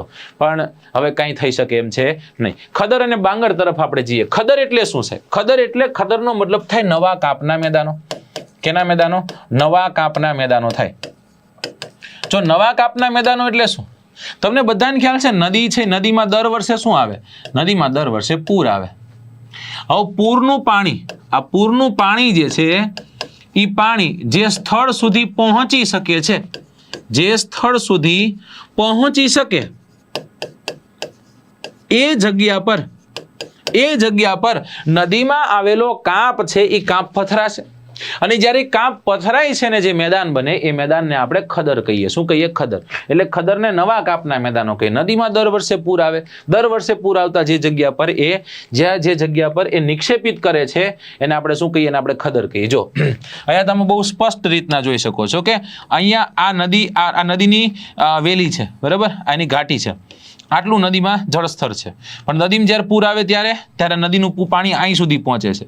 અને નદીએ પોતાની સાથે ઢસડી લાવેલો કાંપ ક્યાં પાથરી દીધો? આ ભાગ પર પાથરી દીધો, રાઈટ? એટલે આ ભાગ પર જે પાથરી દીધો ને જે મેદાનો બનીને આપણે શું કીધું? ખદર. પણ હવે એક સમયે નદીના નીર અહીંયા પહોંચી શકતા હતા, પણ અત્યારે પહોંચી શકતા નથી, બરાબર? અને જો એ પહોંચી શકતા ન હોય, કદાચ તો એને આપણે શું કહેશું? એને આપણે બાંગરના નામે ઓળખીશું. કેના નામે ઓળખીશું? બાંગર. જૂના કાપના મેદાનો. એ કોઈ નવા કાપના મેદાનો ને કોઈ જૂના કાપના. બહુ સાદી ભાષામાં સમજાવું તમને. એક ઘરમાં બે છોકરાઓ છે, એક મોટો અને એક નાનો. વ્યવહારિક આવું જોઈએ નોર્મલી. મોટાના લગ્ન થઈ ગયા, નાના લગ્ન બાકી છે. મોટાના લગ્ન થતા જે વહુ આવે એને શું કે? નવી વહુ છે. કેવી વહુ છે? નવી વહુ. 1 વર્ષ, 2 વર્ષ, 3 વર્ષ જાય. પછી ઓલા નાનાનો જેનો મેળ નહોતો જ આવે એવો, પણ કોક કારણોસર એનો મેળ આવી ગયો, સમજો. એના રીતે મેરેજ થઈ ગયા. હવે જ્યારે જે નાના છોકરાના લગ્ન થયા, નાના બાળકના લગ્ન થયા, નાનો બાળક તો ન હોય, નાના ભાઈના જ્યારે લગ્ન થયા ત્યારે એ નાના ભાઈને ત્યાં આવેલી વહુ હવે નવી વહુ થઈ ગઈ. તો ઓલી શું થઈ ગઈ? તો કે ઓલી જૂની થઈ ગઈ, રાઈટ? તો એક સિરિયલ હતી સાસ ભી કભી બહુ થી. તો આમાંય તે જૂના કાપના મેદાનો કભી નવા કાપ કે મેદાનો થે. સમજાણું? એટલે કે નવા કાપના મેદાનો છે એ અત્યારે નવા છે. જૂના કાપના મેદાનો એક સમય નવા કાપના મેદાનો હતા, પણ હવે ત્યાં કાપ પહોંચી શકતો નથી. તો આ એક સરળમાં સરળ એક્ઝામ્પલ છે, રાઈટ? ચલો, તો નદીમાં પૂર આવે, પાણી જ્યાં પહોંચી શકે એ જગ્યા પર આપણને ખદર જોવા મળે છે. ઓકે, આને બે પ્રકારની જમીન પણ આપણે કહીએ છીએ. ભૂમિગત સંગ્રહ માટે ઉત્તમ પ્રકારની જમીન એટલે ખદરની જમીનને માનવામાં આવે છે. ખદરની જમીનમાં માટી, રેતી અને કાંકરાયુક્ત આ જમીન રહેતી હોય છે. આ જમીનમાં બહુ મહત્વની વાત શું છે ખબર છે? આ જમીન સૌથી વધુ ફળદ્રુપ હોય છે. કેવી હોય છે? ફળદ્રુપ હોય છે, રાઈટ? એટલે કે આની ફળદ્રુપતા કેવી હોય છે? તો કે ફળદ્રુપતા ભાઈ મેક્સિમમ હોય. અને જ્યારે ફળદ્રુપતા મેક્સિમમ હોય ત્યારે મેક્સિમમ પાક લેવામાં આવે. એ પાકમાં કયા કયા પાક થાય? શેરડી થાય, ચોખા થાય. શેરડી અને ચોખા નામ યાદ આવતા તે ઘણું બધું આપણને યાદ આવી ગયું. એની સાથે સાથે ઘઉં થાય, એની સાથે સાથે તેલીબિયા થાય. સાહેબ બસ ઉત્તર ભારતના બધા પાકો તમે કહી દીધા. ચોખા તો કે પશ્ચિમ બંગાળમાં વધુ થાય, ગંગા નદીના મેદાનો. શેરડી તો કે ઉત્તર પ્રદેશમાં વધુ થાય. ઘઉં તો કે ઉત્તર પ્રદેશમાં વધુ થાય. હેક્ટર દીઠ પૂછે કદાચ તો આપણે વહી જવાનું પંજાબમાં. અને ઉત્તર ભારતમાં તેલીબિયા સારી માત્રામાં લેવામાં આવે છે. સનફ્લાવર ઓઇલ ને આવું બધું તમે ક્યાંક સાંભળ્યું હશે. આની સાથે સાથે મકાઈ છે, કઠોળ છે, સારી માત્રામાં લેવાય. બધું ચર્ચામાં છે. શેરડી ભારત બહુ સારી એવી ઉત્પાદિત કરે, ચોખા ભારત બહુ સારા ઉત્પાદિત કરે, ઘઉં ભારત બહુ સારા ઉત્પાદિત કરે. ભારતે ઘઉં જે છે એ ઘઉંના એક્સપોર્ટ ઉપર બેન લગાવી દીધો છે. પછી વારો હતો ચોખાના એક્સપોર્ટ ઉપર પણ ભારત બેન લગાવવા જઈ રહ્યો છે. બરાબર ને? વિશ્વના મોટા જે યુએનના જે મહાસંઘો છે, બરાબર, એ લોકોએ ના પાડી, IMF ના પાડી, આ બધાએ ના પાડી. એવું ન કરશો. એવું તમે કરશો તો બીજા કોઈ કરશે તો આખી બધી ગાડી ગોટાળે ચડી જશે. બરાબર ને? તમે તો વિશ્વની મહાસત્તા બનવા આગળ કૂચ કરી રહ્યા છો. તમે આવું ન કરશો. શેરડી જે છે, શેરડીની નિકાસ પણ ભારતે ઓછી કરી નાખી છે. શેરડીની નિકાસ ઓછી કરી નાખી છે અને પાછળનું કારણ છે, કદાચ તમે જાણતા હશો કે પરિવહન મંત્રાલય જે છે, પરિવહન મંત્રાલયના ખૂબ સારા એવા મંત્રી જેનું નામ છે નીતિન ગડકરી સાહેબ. એ નીતિન ગડકરી સાહેબ જ્યારે ઇથેનોલ વાળા શું કહેશું કે ઈંધણની વાત કરતા હોય, રાઈટ, ત્યારે એમ કહે છે કે ભાઈ ઘણું બધું ઈંધણ સસ્તું થશે. બરાબર? તો એ આમાંથી શેરડીમાંથી ઇથેનોલ બનાવવામાં આવતો હોય છે. તો કદાચ એવું બને કે હવે ભારતની શેરડી છે બહાર આપણે નિકાસ કરવાની જગ્યાએ એમાંથી ઇથેનોલ આપણે પ્રોડ્યુસ કરીને એ ઇથેનોલ તમારા જે પણ વાહન માટેના ઈંધણો છે એમાં વપરાય તો એ સસ્તું થઈ જાય. 30-40% સસ્તું થઈ જાય એવું કહે છે. ચોખા છે તો ચોખા તમને ખ્યાલ છે કે ભાઈ અલ્નીનો અને લાનીનો, એમાં અલ્નીનોની અસર આ વખતે ભારતીય મહાદ્વીપ ઉપર જોવા મળે છે. એટલે કદાચ એવું બને કે ચોખા જે છે, ચોખા બેન કરી દીધા છે ને બેન આમનામ હટે નહીં, ભારત ન હટાવે. બરાબર? અને ઘઉં છે, એ ઘઉં પણ તમને જાણ હશે કે જ્યારે યુક્રેન અને રશિયાની વોર થાય છે, યુક્રેન અને રશિયાની વોર થતા ઘઉંની તંગી વિશ્વમાં બહુ મોટી એવી સર્જાય છે. ટર્કી નામના દેશને આપણે ઘઉં આપ્યા હતા. શું કીધું ખબર છે ને? એમ કહ્યું આ ઘઉં કે ઢોર નો ખાય. ભારત કે ખાય વાંધો નહીં, પાછા આપી દો. એ ઘઉંનું શિપમેન્ટ ન્યાન્ય હતું ને ત્યાં આવ્યો ટર્કીમાં ભૂકંપ. ટર્કીમાં ભૂકંપ આપતા એ જ તે ઘઉં ટર્કી કે બહુ મીઠા હે. હો ભાઈ, બહુ મીઠા હે. સમજાય છે? તો આ તો એવું છે, જીઓ પોલિટિક્સ છે ને પોતાના સ્વાર્થ ઉપર ચાલતી હોય છે. તો દોસ્તો આ શું કામ ચર્ચામાં લીધું ખબર છે? આને આધારિત કદાચ ક્વેશ્ચન પૂછાય ને તો તમને યાદ આવશે, તમને આનંદ થશે કે ના સાહેબ એક આવ્યા હતા સાહેબ, અને સાહેબ જે છે એ કોણ હતા? તો કે વેબ સંકુલવાળા એક સાહેબ હતા. સારું એવું ભણાઈ ગયા ને એમાંથી પૂછાઈ ગયું. આ સિરીઝનો જ તે મતલબ આ છે કે સચિવાલયનું સરનામું ગોતવાનું છે ગમે એમ ભાઈ. ચલો ત્યાંથી આગળ જઈએ. આપણે ખદરની વાત કરી, ખદરથી આગળ જતા બાંગરની વાત કરી. બાંગર એટલે જૂના કાપની જમીન. કેની જમીન છે ભાઈ? જૂના કાપની જમીન છે. બાંગર એટલે શું થશે? જૂના કાપની જમીન થશે. નદીઓના જૂના કાપથી રચાયેલો આ વિસ્તાર છે. આ પ્રદેશમાં પણ એક સમયે કાપનું નિક્ષેપણ હતું, પણ હવે ધીમે ધીમે કરીને ખતમ થઈ ગયું. એવું કહેવાય છે કે આ પ્રદેશમાં જે બાંગરનો જે વિસ્તાર છે એમાં એક અલગ અલગ એરા થઈ ગયા છે. એમાં એક પ્લેસ્ટોસીન એરા આવે છે. એમાં મધ્ય પ્લેસ્ટોસીન યુગ આવે ને જ્યારે, એ સમય દરમિયાન અહીંયા કાપના નિક્ષેપણો હતા. એટલે હવે કેવા થઈ ગયા? જૂના. એક સમયે વવ હતી નવી, બીજી વવ આવી એટલે એક જૂની થઈ ગઈ ને એક નવી થઈ, એવી રીતના ક્યાંક છે. તો નદીઓના પૂરના પાણી અહીંયા પહોંચી શકતા નથી. નદીઓના પૂરના પાણી જે છે એ પૂરના પાણી અહીં સુધી પહોંચી શકતા નથી. એટલા માટે ત્યાં હવે કાપ પથરાતો નથી. એટલે હવે કેવા થઈ ગયા? તો કે હવે એ જૂના થઈ ગયા. Okay, right. ભાભર એટલે કે સોરી બાંગર જે છે એ બાંગર હર હંમેશ યાદ રાખજો, બાંગર જે છે એ બાંગરની માટી ઘાટા રંગની હોય છે. કેવી હોય છે? ઘાટા રંગની હોય છે. કેરેક્ટરિસ્ટિકમાં કદાચ તમને પૂછે કે બાંગરની માટી કેવી હોય છે, તો કે બાંગરની માટી ઘાટા રંગની હોય છે. હવે આ જ બાંગરમાં એક વાત તમને સમજાવું કે કોઈ એક ક્ષેત્ર વિસ્તાર છે. એક ક્ષેત્ર વિસ્તારમાં તમે શું કર્યું? સિંચાઈ. સિંચાઈનો મતલબ શું થાય? સિંચાઈનો મતલબ સાહેબ જે તે વિસ્તારમાં પાણી પહોંચાડવું. ખેતી માટે પાણી પહોંચાડ્યું તમે, પાણીમાં તો ક્ષાર છે. પાણીમાં શું છે દોસ્તો? તો કે પાણીમાં ક્ષાર છે. હવે એ ક્ષાર જ્યારે જમીન છે એ જમીન એનું અવશોષણ કરશે, ખેંચી લેશે એને, અને સૂર્યપ્રકાશ જે સોલર ઇન્સોલેશન પડશે એના કારણે એ ઉડી જશે. એનું શું થશે? એનું બાષ્પ થશે, બાષ્પીભવન થશે. પણ સાથે એની સાથે રહેલો ઓલો ક્ષાર હતો એ ક્યાં જશે? એ નથી ઉપર જઈ શકતો, નથી નીચે જઈ શકતો. એટલે વધુ પડતી સિંચાઈ જે જગ્યા પર થાય છે એ જગ્યા પર એક ક્ષારીય પોપડું જામી જાય છે, અને આ ક્ષારનું પોપડું છે એને રેહના નામે ઓળખવામાં આવે છે, એને કલરના નામે ઓળખવામાં આવે છે, એને ઉસરના નામે ઓળખવામાં આવે છે. પ્રશ્નમાં તમને એવી રીતના પ્રશ્ન પૂછે કે ભાઈ રેહ એટલે શું, કલર એટલે શું, ઉસર એટલે શું, ત્યારે તમારે શું કહેવાનું? કે સિંચાઈ જે જગ્યા પર સર્વાધિક છે એ જગ્યા પર ક્ષારીય પોપડાઓ જામી જાય છે, એને આપણે રેહના નામે ઓળખીએ. મુખ્યત્વે ઉત્તર પ્રદેશ, હરિયાણા અને પંજાબના ક્ષેત્ર વિસ્તારમાં આ પ્રકારનો આપણને સફેદ પોપડો રચાતો જોવા મળે છે. હજી એક શબ્દ આની સાથે સાથે છે. રેહ જોઈ લીધો. હવે એક શબ્દ જોઈએ ભૂર. ભૂરનો મતલબ શું થશે? જે જગ્યા પર પાણી વધુ વહેતું હોય એ જગ્યા પર જમીનનો ઉપરનો ભાગ હોય ને, એ ઉપરનો ભાગ જે છે એમાં જે મુલાયમ પડ છે શું થઈ જાય? નષ્ટ થઈ જાય. જીઓગ્રાફીની ભાષામાં કહીએ તો આને સોઇલ લીચિંગ કહેવાય. શું કહેવાય? સોઇલ લીચિંગ કહેવાય. લેન્ડ લીચિંગ કે સોઇલ લીચિંગ. કે ઉપરનો ભાગ જે છે શું થઈ જાય છે? એનું અપક્ષરણ થઈ જાય છે, એનું ધોવાણ થઈ જાય છે. એના કારણે મુલાયમ પડ છે, મુલાયમ પડ નષ્ટ થઈ જાય. એ મુલાયમ પડ નષ્ટ થતા હવે જમીન કેવી બની જાય? કંકરયુક્ત, કાંકરાયુક્ત જમીન બની જાય છે. અને આ કાંકરાયુક્ત જમીનને ભૂરના નામે ઓળખવામાં આવે. તમે તરત કહેશો કે સાહેબ કઈ જગ્યા પર છે? જે જગ્યા પર ગંગા અને રામગંગા નામની નદી ડેલ્ટા જે જગ્યા પર બનાવે છે એ જગ્યા પર આપણને ભૂર જોવા મળશે. એ જગ્યા પર આપણને ભૂર ક્ષેત્ર જોવા મળે છે. તો ખદરની વાત કરી, આપણે વાત કરી બાંગરની, આપણે વાત કરી અલગ અલગ બધા મેદાનોની. જોઈ લઈએ, વર્ગીકરણ જોઈ લઈએ. રાઈટ, ખદર, ભાબર છે, તરાઈ છે, ખદર છે અને બાંગર છે. ત્યાંથી આગળ જવું છે. પ્રદેશોને આધારિત કે પ્રાદેશિક રીતના કે પ્રાદેશિક દ્રષ્ટિએ વિભાજન સમજવું છે. શેનું વિભાજન સમજવું છે? સમજવું છે આપણે મેદાનોનું વિભાજન. કેનું વિભાજન સમજવું છે? મેદાનોનું વિભાજન. જો બહુ સરસ રીતના ભારતનો નકશો છે. હવે ભારતના નકશામાં સૌથી પશ્ચિમે એક મેદાન જોવા મળ્યું. આને આપણે ઓળખીએ છીએ રાજસ્થાન નામનો રાજ્ય. અને અહીંયા જે મેદાન જોવા મળ્યું એને આપણે કહીએ છીએ રાજસ્થાનનું મેદાન. કેનું મેદાન? રાજસ્થાનનું મેદાન. રાજસ્થાનથી થોડાક ઉપર આવો એટલે ભારતના પંજાબ અને હરિયાણાના વિસ્તારમાં, ભારતના કયા વિસ્તારમાં?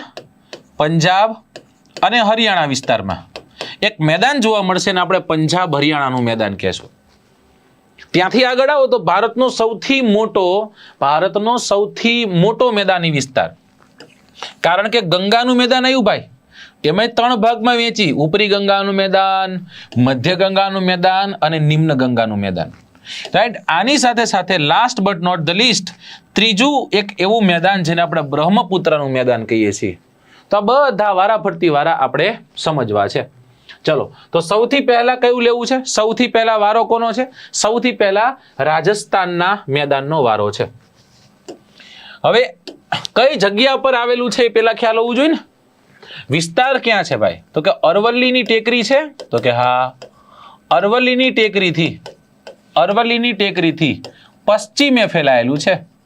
સાહેબ પશ્ચિમે ક્યાં? પશ્ચિમે ભારત પાકિસ્તાનની બોર્ડર સુધી, ભારત પાકિસ્તાનની બોર્ડર સુધી જે મેદાન ફેલાયેલું છે મેદાનને આપણે શું કહીએ છીએ? મેદાનને આપણે કહીએ છીએ રાજસ્થાનનું મેદાન. ક્યાંથી ક્યાં સુધી? પશ્ચિમમાં આપણે એક ટેકરી જોઈએ છીએ, આને આપણે કહીએ છીએ અરવલ્લી પર્વતમાળા. અરવલ્લી પર્વતમાળાની પશ્ચિમે ભારત અને પાકિસ્તાનની સરહદ સુધી આ પ્રકારનું મેદાન આપણને જોવા મળે, જેને આપણે રાજસ્થાનના મેદાનના નામે ઓળખીએ. કેના નામે ઓળખીએ? રાજસ્થાનના મેદાન. જો મેદાનોમાં યાદ રહે તો ઠીક છે ને, કાંઈ વાંધો નહીં. એની લંબાઈ કદાચ તમને પૂછે, જો લંબાઈ પૂછે તો તમે કહેજો 640 કિલોમીટર જેટલું લાંબુ છે. કેટલું લાંબુ? 640 કિલોમીટર જેટલું. જ્યારે એની પહોળાઈ પૂછી નાખે તો પહોળાઈ કહેજો 300 કિલોમીટર જેટલી પહોળાઈ છે. કેટલી પહોળાઈ છે? 300 કિલોમીટર. લંબાઈ કેટલી છે? 640 કિલોમીટર. પહોળાઈ કેટલી છે? તો કે 300 કિલોમીટર. ઓકે. હવે આ જ મેદાનને 2 ભાગમાં વેચીને આપણે ભણીએ છીએ. એકને આપણે કહીએ છીએ મરુસ્થળ, એકને આપણે શું કહીએ છીએ? મરુસ્થળ. મરુસ્થળનો મતલબ શું થશે? મરુસ્થળનો મતલબ થશે રણ. અને જે બીજો ભાગ છે એ ભાગને આપણે કહીશું રાજસ્થાની બાંગર. કેવું બાંગર? રાજસ્થાની બાંગર. એ સાહેબ આ તો ક્યાં ખાંભરું? બાંગર એટલે જૂના કાપનું. ઓકે, સમજી ગયા. બાંગરનો મતલબ શું થાય? બાંગરનો મતલબ જૂના કાપનું મેદાન. કેનું મેદાન? જૂના કાપનું મેદાન.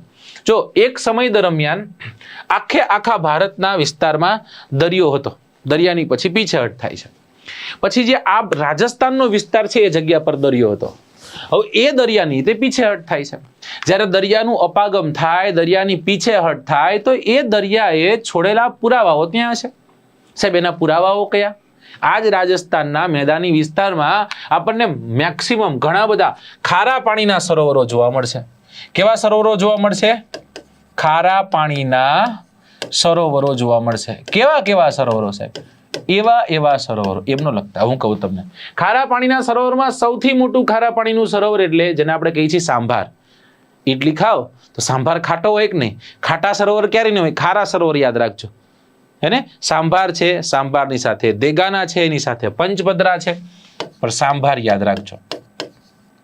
આ સાંભાર નામનું સરોવર ભારતનું સૌથી મોટું કેવું છે? તો કે સૌથી મોટું ખારા પાણીનું સરોવર છે. સૌથી મોટું ખારા પાણીનું સરોવર છે. પાણીનું સરોવર. ઓકે, આની સાથે સાથે આ જ સાંભાર સરોવર ભારતનું સૌથી વધુ મીઠું પકવતું સરોવર છે. સરોવર કીધું. ભારતનું સૌથી વધુ મીઠું તો ખારા ઘોડા ખાતે પકવવામાં આવે. એ તો નાના રણમાં આવેલું છે. ઓકે, ચલો સાહેબ આ મરુસ્થળની એવી કંઈક વાત કરી લ્યો ને. મરુસ્થળને લઈ લઈએ. ચલો વાત કરીએ મરુસ્થળની.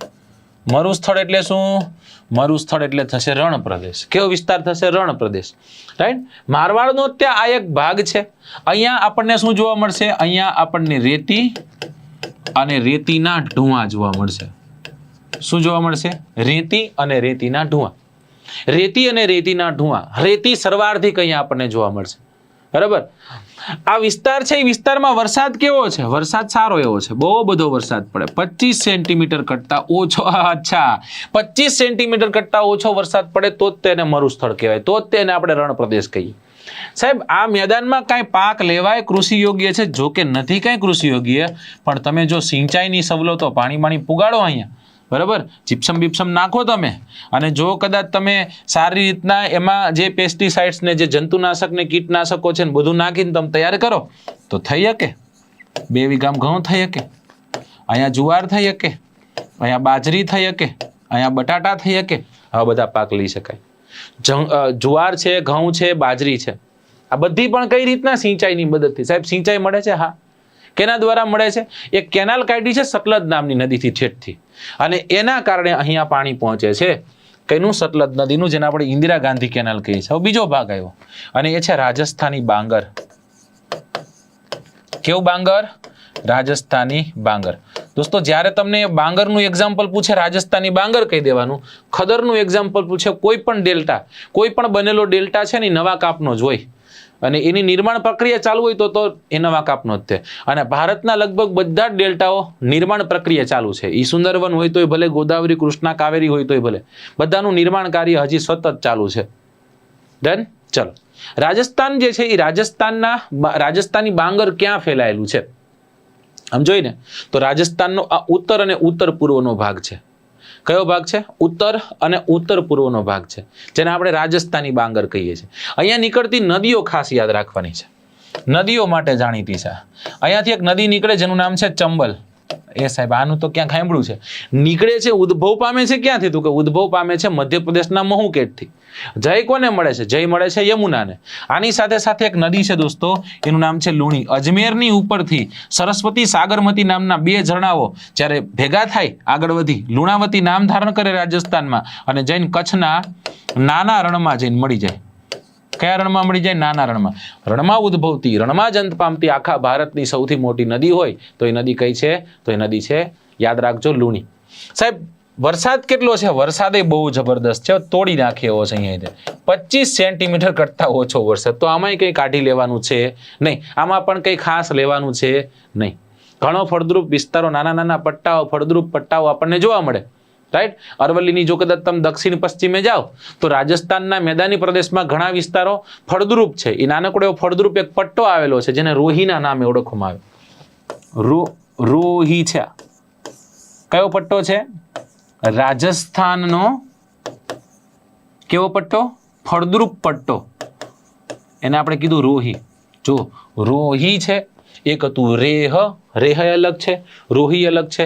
બરાબર, શબ્દો છે એમાં ખાસ ધ્યાન દેજો, ભૂલચૂક લેવી દેવી પણ તમે ભૂલ કરતા નહીં. તો આથી આગળ જઈએ આપણે. આગળ જતા આપણને શું જોવા મળશે? પંજાબ હરિયાણાનું મેદાન. કેનું મેદાન જોવા મળશે? પંજાબ હરિયાણાનું મેદાન. પંજાબ હરિયાણાના મેદાનને સમજતા પહેલા તમને ભારતીય મેપ છે ને, ભારતના મેપના થોડા ઘણા ભાગ વિશે જ્ઞાન હોવું જરૂરી છે. આવી રીતના કંઈક ભારત છે, ઓકે ને? હા જ પાડવાની છે, આ સાહેબ છે. જોજો, અહીંયાથી એક નદી નીકળે છે. નદીનું નામ છે સિંધુ. કઈ નદી છે? સિંધુ. અહીંયાથી એક નદી નીકળે જમ્મુ કાશ્મીરમાંથી, એનું નામ છે ઝેલમ. ત્યારબાદ હિમાચલ પ્રદેશમાંથી નીકળે એક નદી, જેનું નામ છે ચિનાબ. હિમાચલ પ્રદેશમાંથી એક નદી નીકળે જેનું નામ છે રાવી. હિમાચલ પ્રદેશમાંથી એક નદી નીકળે જેનું નામ છે વ્યાસ. અને ફરી એક વખત તિબેટમાંથી એક નદી નીકળે જેનું નામ છે સતલજ. રાઈટ? અને આવી રીતના આ બધી જ નદીઓ મીઠાનકોટ નામની જગ્યાએ જઈને સમાપ્ત થાય. સાહેબ તમે ભણાવો છો કાંઈક ને, સમજાવો છો કાંઈક ને, આના ઉપરથી જ આપણને બધું સમજાશે. અત્યારે જે ભણાવું છું એના ઉપરથી જ બધું સમજવાનું છે કે આ મેદાન જે ભણી રહ્યા છે એ મેદાનનું નામ છે સિંધુનું મેદાન. ભાઈબંધ, આ સિંધુનું મેદાન નાનું ઝીણું નથી. આ સિંધુનું મેદાન ડેટા ઓછો ધરાવતો નથી. આ એ જ જગ્યા છે કે જે જગ્યા પર સૌથી પહેલી માનવીય વસાહતોના આપણને પુરાવા પ્રાપ્ત થયા, જેને આપણે સિંધુ ઘાટી સભ્યતાના નામે ઓળખી, જેને આપણે હડપ્પાના નામે ઓળખીએ છીએ. આપણને અહીંથી જ ક્યાંકથી મળ્યું છે. હવે એ સિંધુ નદીનું મેદાન બનાવે છે કોણ? તો કે ભાઈ સિંધુ. સિંધુ અને સિંધુની સહાયક નદીઓ જેમાં કઈ કઈ છે? જેમાં ઝેલમ છે, જેમાં ચિનાબ છે, જેમાં રાવી છે, જેમાં બિયાસ છે અને જેમાં સતલજ છે. જેમાં સિંધુ, ઝેલમ, ચિનાબ, રાવી, બિયાસ, સતલજ અને પાછી આની સહાયક નદીઓ દ્વારા નિર્માણ પામે. પણ દોસ્તો, જો કદાચ તમે આ મેદાનનો ક્ષેત્ર વિસ્તાર જોવાનો પ્રયત્ન કર્યો હોય તો હું હવે આવી રીતના કંઈક કુંડાળું કરું છું. હવે આ કુંડાળામાં તમે એક વાત સ્પષ્ટ રીતના કદાચ જોઈ હશે કે સાહેબ આ તો ન થવાનું થયું. મેં કીધું શું ન થવાનું થયું? તો કે આ મેદાનોમાં તો મુખ્ય ભાગ તો પાકિસ્તાનમાં આવ્યો ગયો. તો હું એ જ સમજાવવા માંગુ છું કે સિંધુ નદીનો મુખ્યત્વે ભાગ પાકિસ્તાનમાં છે.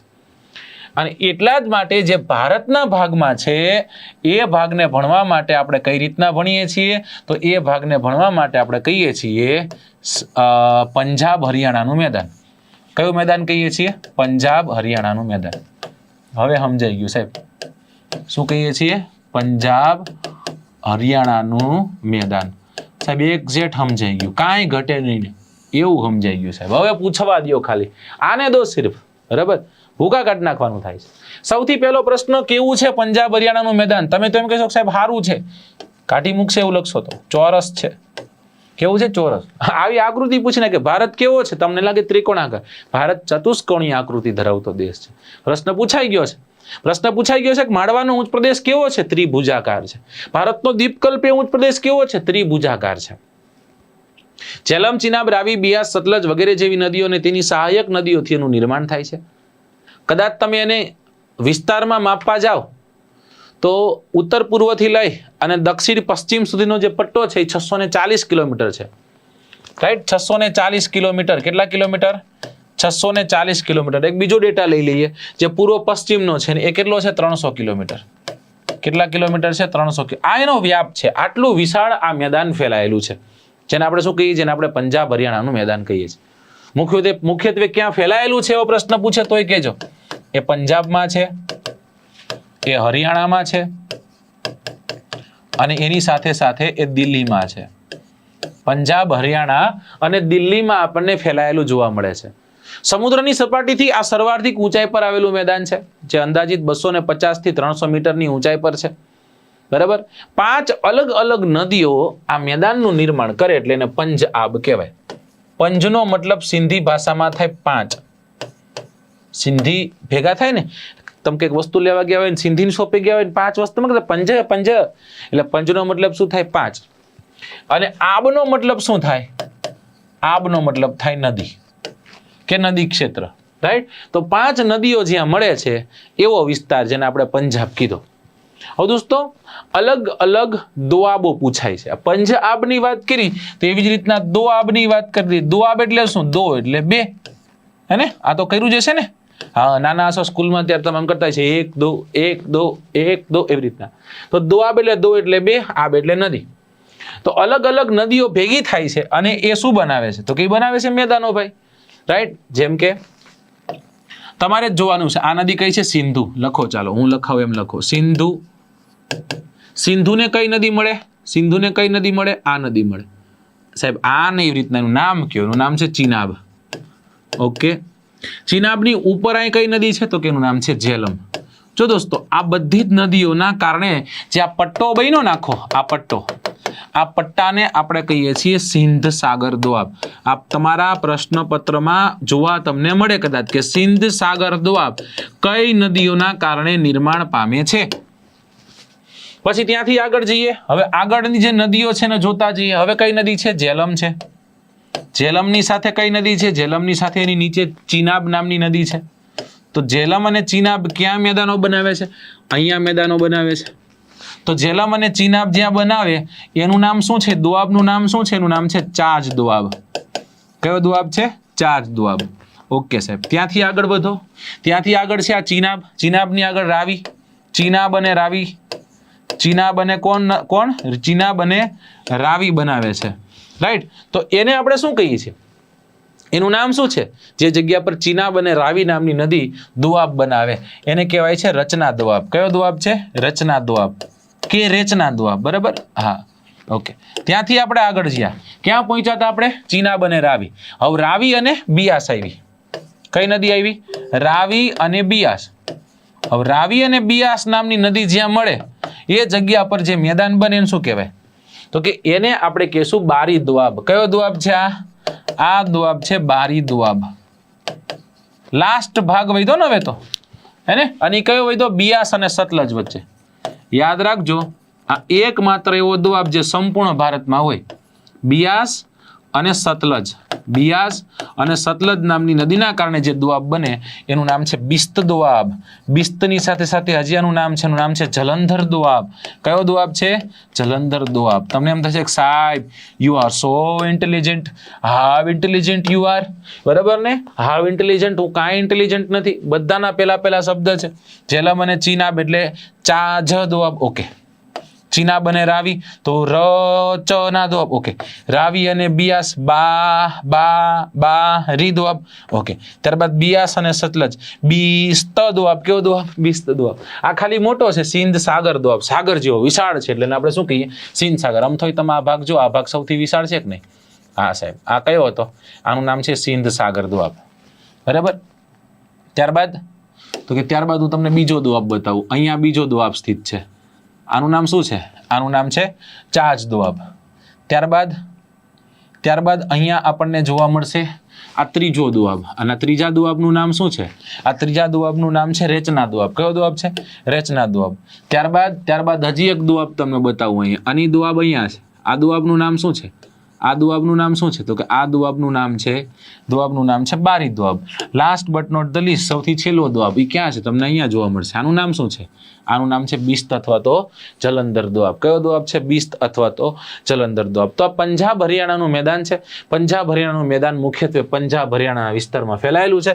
અને જ્યારે શબ્દ પંજાબ આવે ત્યારે આપણને એક વસ્તુ યાદ આવે કે આ આખું મેદાન બહુ સારી એવી માત્રામાં ઘઉંના ઉત્પાદન માટે જાણીતું છે. જ્યારે પશ્ચિમી વિક્ષોભ ભારત પર આવે છે અને એ પશ્ચિમી વિક્ષોભ ભૂમધ્ય મહાસાગર તરફથી ફૂંકાતા પવનો આવતા હોય છે અને આ પંજાબ હરિયાણાના વિસ્તારમાં શિયાળાની ઋતુ દરમિયાન, કઈ ઋતુ દરમિયાન? શિયાળાની ઋતુ દરમિયાન ભારતમાં વરસાદ લાવે છે. અને આ વર્ષા જે છે એ વર્ષા ઘઉંના પાક માટે કેવી છે? તો કે ઘઉંના પાક માટે માફક આવે છે.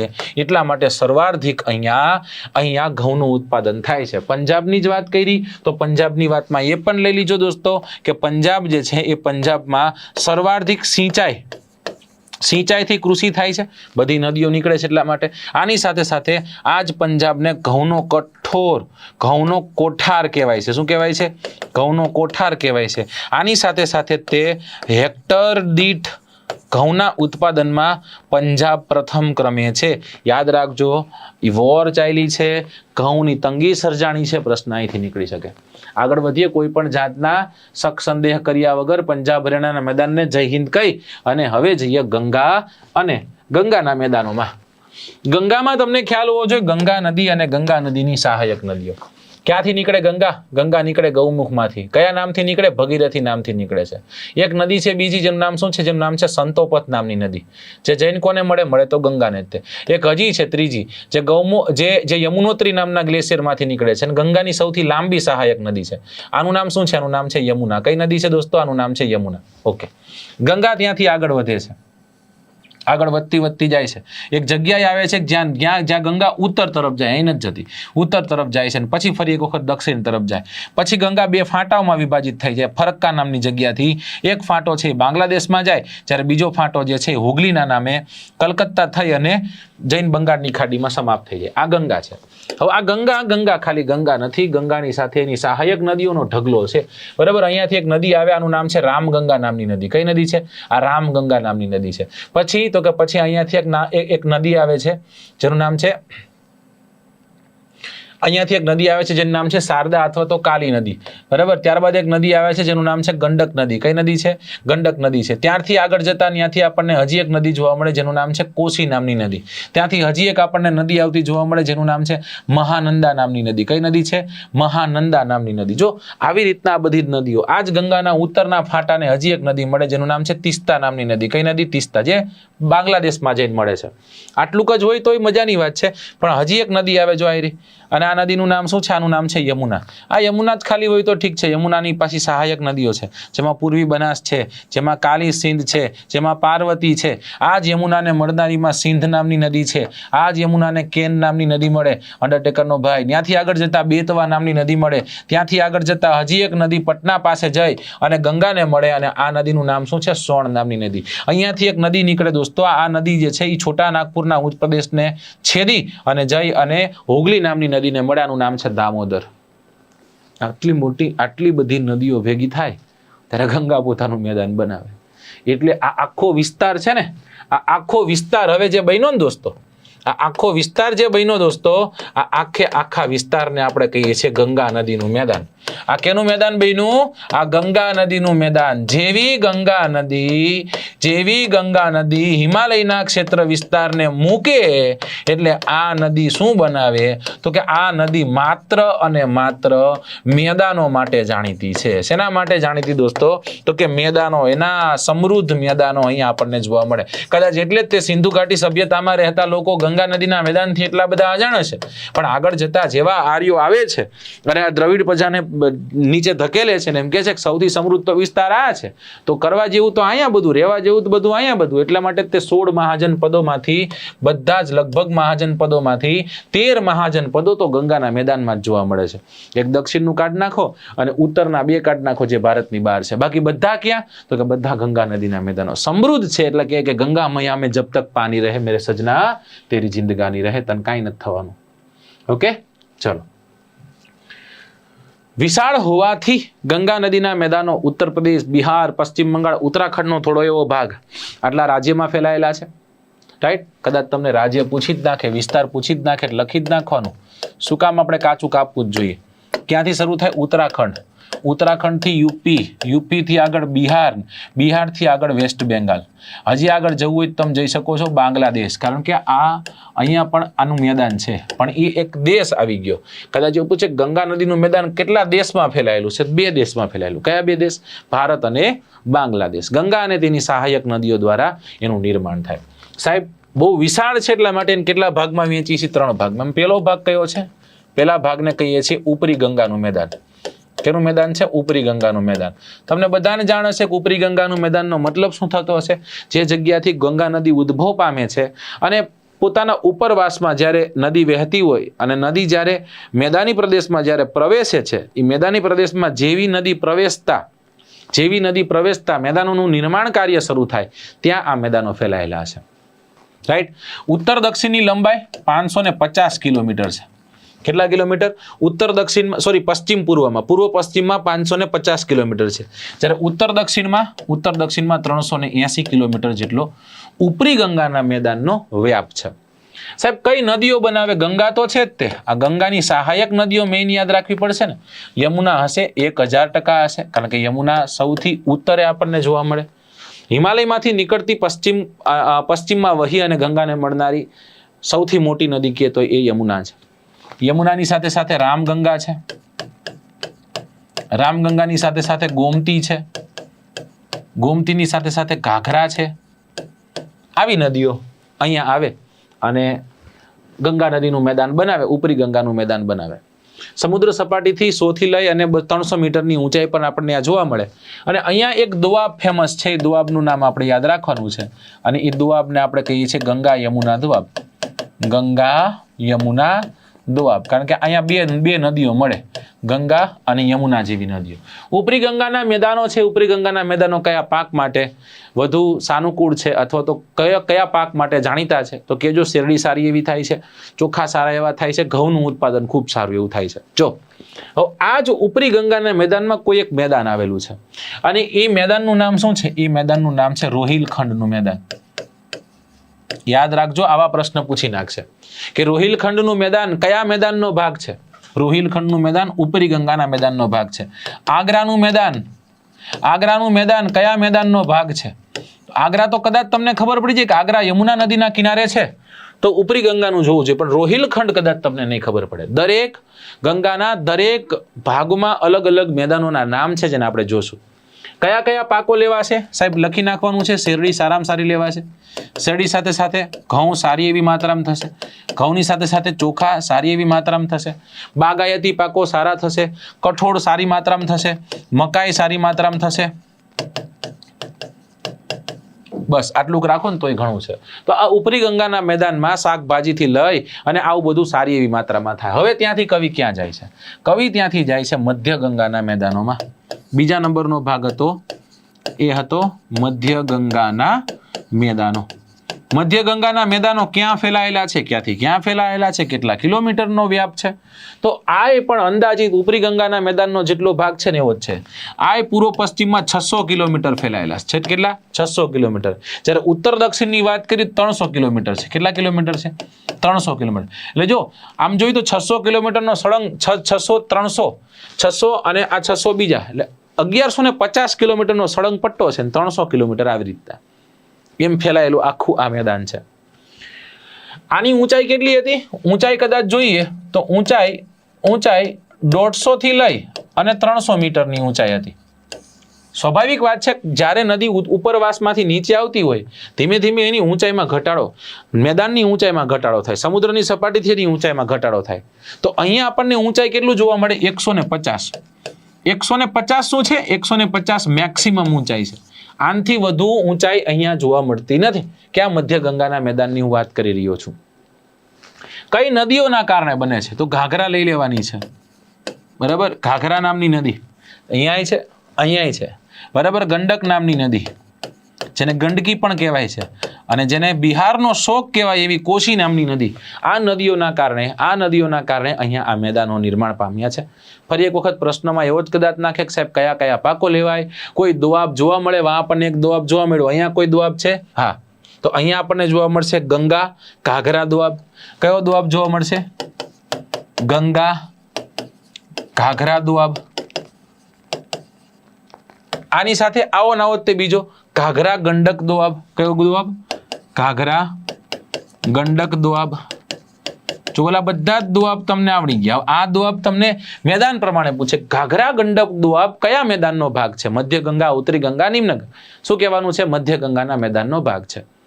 ડન? ઓકે. ગંડક અને કોશી વગેરે જેવી નદીઓ જે છે એ નદીઓ અહીંયા વહેતી જોવા મળે. પણ જ્યારે ગંડક અને કોશી નામની નદી, આ બે નદીઓ, ગંડક અને કોશી નામની નદીઓ જ્યારે પ્રવાહિત થાય છે, અને જે ગંડક અને કોશી નદીઓ જ્યાં મળે છે ત્યાં પણ એક દોઆબ બને છે. અને હવે જે આ દોઆબ બન્યો ને દોસ્તો, આ દોઆબ પર એક મેદાન સ્થિત છે, અને આ મેદાનનું નામ શું છે? મિથિલા. કયું મેદાન છે? મિથિલા છે. અને કદાચ તમે રામાયણમાં સાંભળ્યું હશે કે પહોંચે મિથિલા ધામ, મિથિલા જાય છે અને મિથિલા શું હતું તો કે ભાઈ સ્વયંવર હતો. કોનો સ્વયંવર હતો? સીતા માતાનો સ્વયંવર હતો. ક્યાંના હતા? મિથિલાના હતા. મિથિલા નરેશ એટલે શું થશે? મિથિલા નરેશ એટલે કોણ? સીતા માતાના પિતાશ્રી. ઓકે, તો એ સીતા માતાના પિતાશ્રી જે છે જેનું નામ છે જનક રાજા, એ જનક રાજાને ત્યાં જાય છે. તો પહોંચે મિથિલા ધામ. કદાચ તમે આ રામાયણ સાંભળ્યું હોય તો ક્યાંક તમને આ સાંભળવા મળ્યું હશે.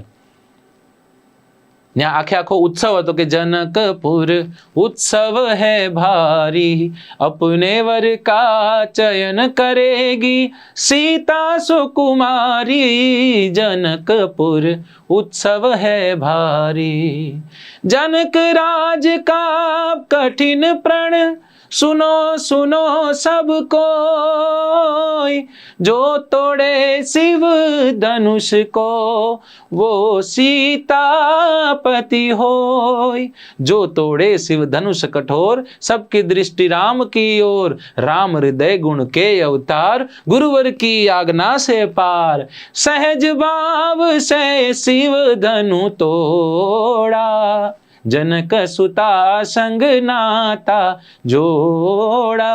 તો એ મિથિલાની વાત છે, એ મિથિલા નગરીની વાત છે. તો એ મિથિલાનું મેદાન દોસ્તો તમે કોઈ દિવસ લાઈફમાં આને ભૂલી શકવાના નથી. તો અહીંયા આપણને મિથિલાનું મેદાન જોવા મળશે. ઉપર આપણને રોહિલખંડ અને આગ્રાનું મેદાન જોવા મળ્યું, નીચે આપણને શું જોવા મળ્યું તો કે આપણને મિથિલાનું મેદાન જોવા મળ્યું.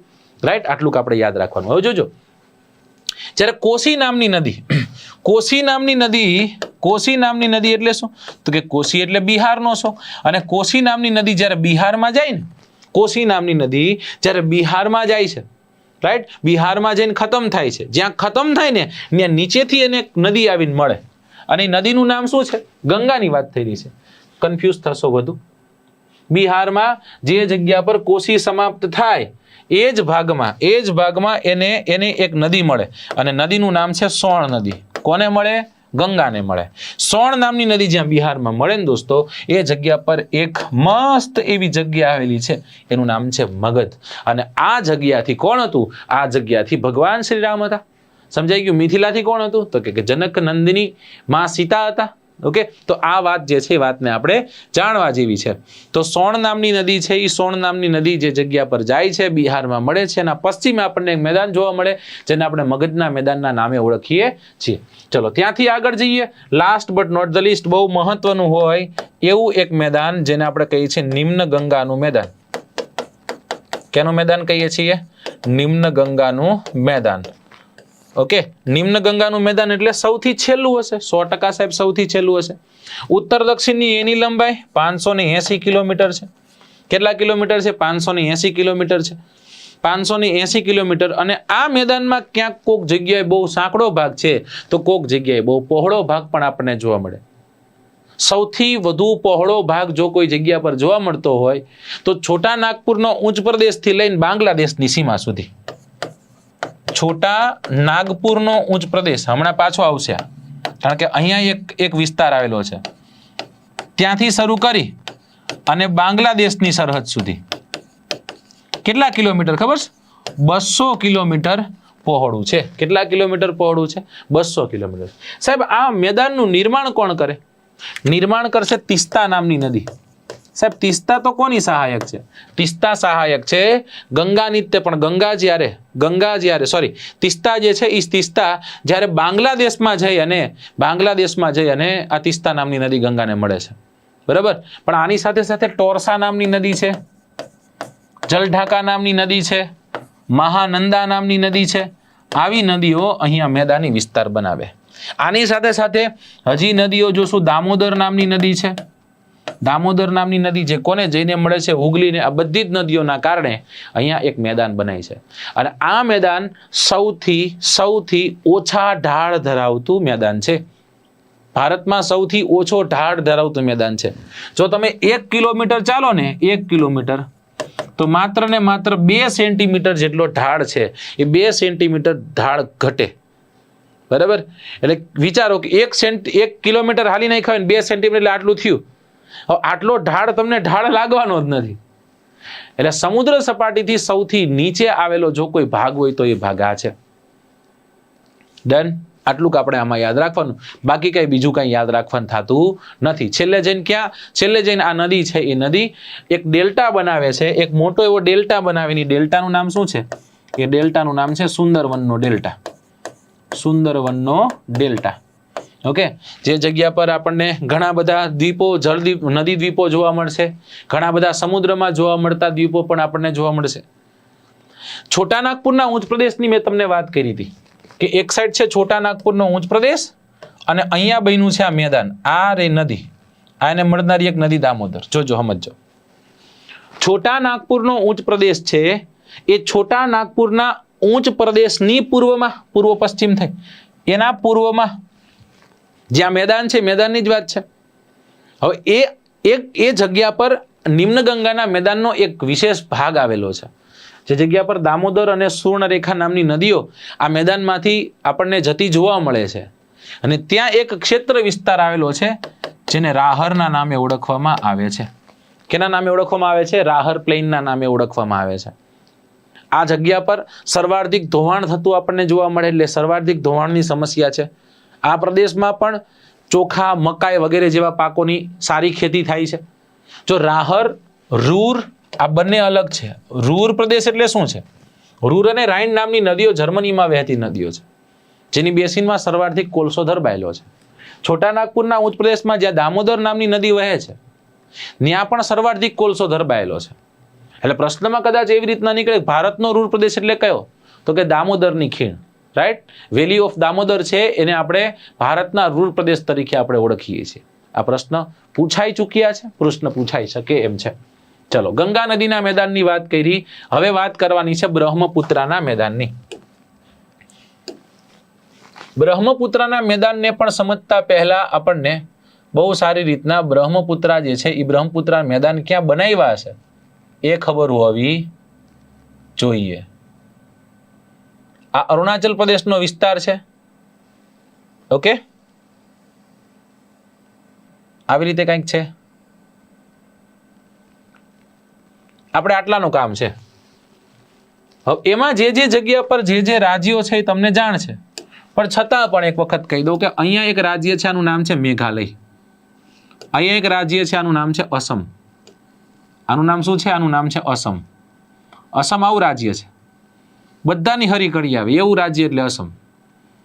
હવે એક નદી પ્રવાહિત થાય છે જે ભારતમાંથી નથી આવતી, ભારતમાં નથી ઉદ્ભવતી, તિબેટમાં ઉદ્ભવે છે. નામચા બરવા નામની જગ્યાથી યુ શેપમાં એ વહી અને આ અરુણાચલ પ્રદેશમાં ગઈ, ત્યાંથી બ્રહ્મપુત્રા નામની નદી આગળ વધતી ક્યાં ગઈ છે? આગળ જઈને અસમમાં જાય છે. દોસ્તો, જેવી આ નદી અસમમાં પ્રવેશે છે ને એટલે અહીંયા મેદાનનું નિર્માણ કરે. આ મેદાનને શું કહીએ છીએ? બ્રહ્મપુત્રાનું મેદાન. મુખ્યત્વે ક્યાં છે? આનો મોટો ભાગ ક્યાં છે? અસમ નામના રાજ્યમાં. અસમ નામના રાજ્યમાં હોવાથી આને અસમના મેદાન પણ કહેવાય કે ન કહેવાય? સાહેબ 100% કહેવાય. અસમના મેદાન તરીકે પણ આને ઓળખવામાં આવે છે. શું વિશેષતા છે આની? આ એક માત્ર એવું મેદાન છે, એક માત્ર તો નહીં કહીએ, એક એવું મેદાન છે જે 3 બાજુ અલગ અલગ પર્વતમાળાઓથી ઘેરાયેલું છે. પર્વતમાળાઓથી ઘેરાયેલ છે. સાહેબ કઈ રીતના? હું તમને બતાવી દઉં, દર્શાવી દઉં. રાઈટ, આપણી પાસે સમય પણ છે, દસ્તુર ભી હે. અહીંયા એક મસ્ત એવી પર્વતમાળા છે, આનું નામ શું છે? આનું નામ છે હિમાલય પર્વતમાળા. એ જ હિમાલય જે છે, હિમાલય જ્યારે આગળ વધે, ये हिमालय જ્યારે આગળ વધતી है तो આગળ વધती है तो यहाँ पर एक पर्वतमाला हमको दिखती है जिसका नाम है पतकोई श्रेणी. कई श्रेणी है? पतकोई श्रेणी. वहां से आगे जाते हैं तो यहाँ पर हमको नागा श्रेणी दिखती है. वहां से अगर आगे जाते हैं यहाँ पर तो हमें गारो, खासी और जयंतिया दिखती है. क्या दिखती है? गारो, खासी, जयंतिया. એટલે તમને પૂછે 3 બાજુ પર્વતમાળા કઈ રીતના? ઉત્તરમાં શું જોવા મળશે? ઉત્તરમાં આપણને જોવા મળશે હિમાલય. શું જોવા મળશે? ઉત્તરમાં હિમાલય. જ્યારે પૂર્વમાં શું જોવા મળશે? પૂર્વમાં કઈ છે? પૂર્વમાં પતકોઈ શ્રેણી છે. પતકોઈની સાથે સાથે નાગા શ્રેણી છે. નાગા શ્રેણી છે. દક્ષિણની વાત કરીએ તો કે દક્ષિણ ભાગમાં આપણને જોવા મળશે ગારો, ખાસી અને જયંતિભાઈ એટલે કે જયંતિયા. ગારો, ખાસી અને જયંતિયા. પછી આગળ જતા સાહેબ મેદાન છે, બરોબર ને? ત્રણે જ બાજુ કીધી, પછી લડી નો લેવાનું હોય. ગારો ખાસી જૈંતિયા દક્ષિણમાં, પતકોય અને નાગાશ્રાણી પૂર્વમાં, અને હિમાલય જે છે હિમાલય આપણને ઉત્તરમાં જોવા મળે. ક્યાંથી ક્યાં સુધી આ મેદાન ફેલાયેલું છે? તો કે આ મેદાન ધુબરીથી લઈ અને સદિયા સુધી ફેલાયેલું છે. ક્યાં સુધી ફેલાયેલું છે? ધુબરીથી લઈને સદિયા સુધી. આ ધુબરીથી લઈને સદિયા વચ્ચે તમને કદાચ જાણ હશે કે નહીં જાણ હોય તો આગળ આપણે ભણવાના જ છીએ, પણ અહીંયા વાત કરી લો દોસ્તો. અહીંયા નેશનલ વોટરવે નંબર 2 આવેલો છે. શું આવેલો છે? National waterway number 2. કેટલા કિલોમીટરનો છે? 891 કિલોમીટરનો છે. કેટલા કિલોમીટરનો? 891. કઈ નદી પર છે? બ્રહ્મપુત્રા નામની નદી પર આપણને જોવા મળે છે. 800 કિલોમીટર લાંબા આ મેદાનો ફેલાયેલા છે. સાહેબ કોણ બનાવશે? બ્રહ્મપુત્રા બનાવશે. બ્રહ્મપુત્રા ખાલી ના ભાઈ ના, એ ભાઈબંધ, બ્રહ્મપુત્રા સાથે એની ઘણી બધી સહાયક નદીઓ છે ને, જેમાં માનસ હશે, જેમાં દિબાંગ હશે, જેમાં લોહિત હશે, જેમાં સુબનસિરી હશે, જેમાં ધનસિરી હશે. આવી બધી નદીઓ, માનસ, દિબાંગ, લોહિત, સુબનસિરી, કામેગ વગેરે જેવી નદીઓના કારણે અહીંયા મેદાનો બને છે. આ મેદાનો પણ કેવા છે? આ મેદાનોનો ઢાળ પણ બહુ ઓછો છે. દર 1 કિલોમીટર કદાચ તમે જાઓ ને, અહીંયા 1 કિલોમીટર જાઓ એટલે 12 સેન્ટીમીટર જેટલો ઢાળ ઘટે. કેટલા? 12 સેન્ટીમીટર જેટલો ઢાળ, એટલે બહુ ઓછો કહેવાય એમ જોઈએ તો ઢાળ. પણ આ ઢાળ જે છે એ ઢાળ ઓછી હોવાના કારણે હંમેશા જ્યારે ઢાળ ઓછી હોય ને એટલે નદી છે ને, નદીને પાછળથી ધક્કો ન લાગે એટલે નદી છે ને એ નદી આવી રીતના વહે, રાઈટ? અને આપણે બ્રેડેડ રિવર કહીએ, જેને આપણે ગુંફિત રિવર કહીએ. એટલે બ્રહ્મપુત્રા કેવી નદી છે?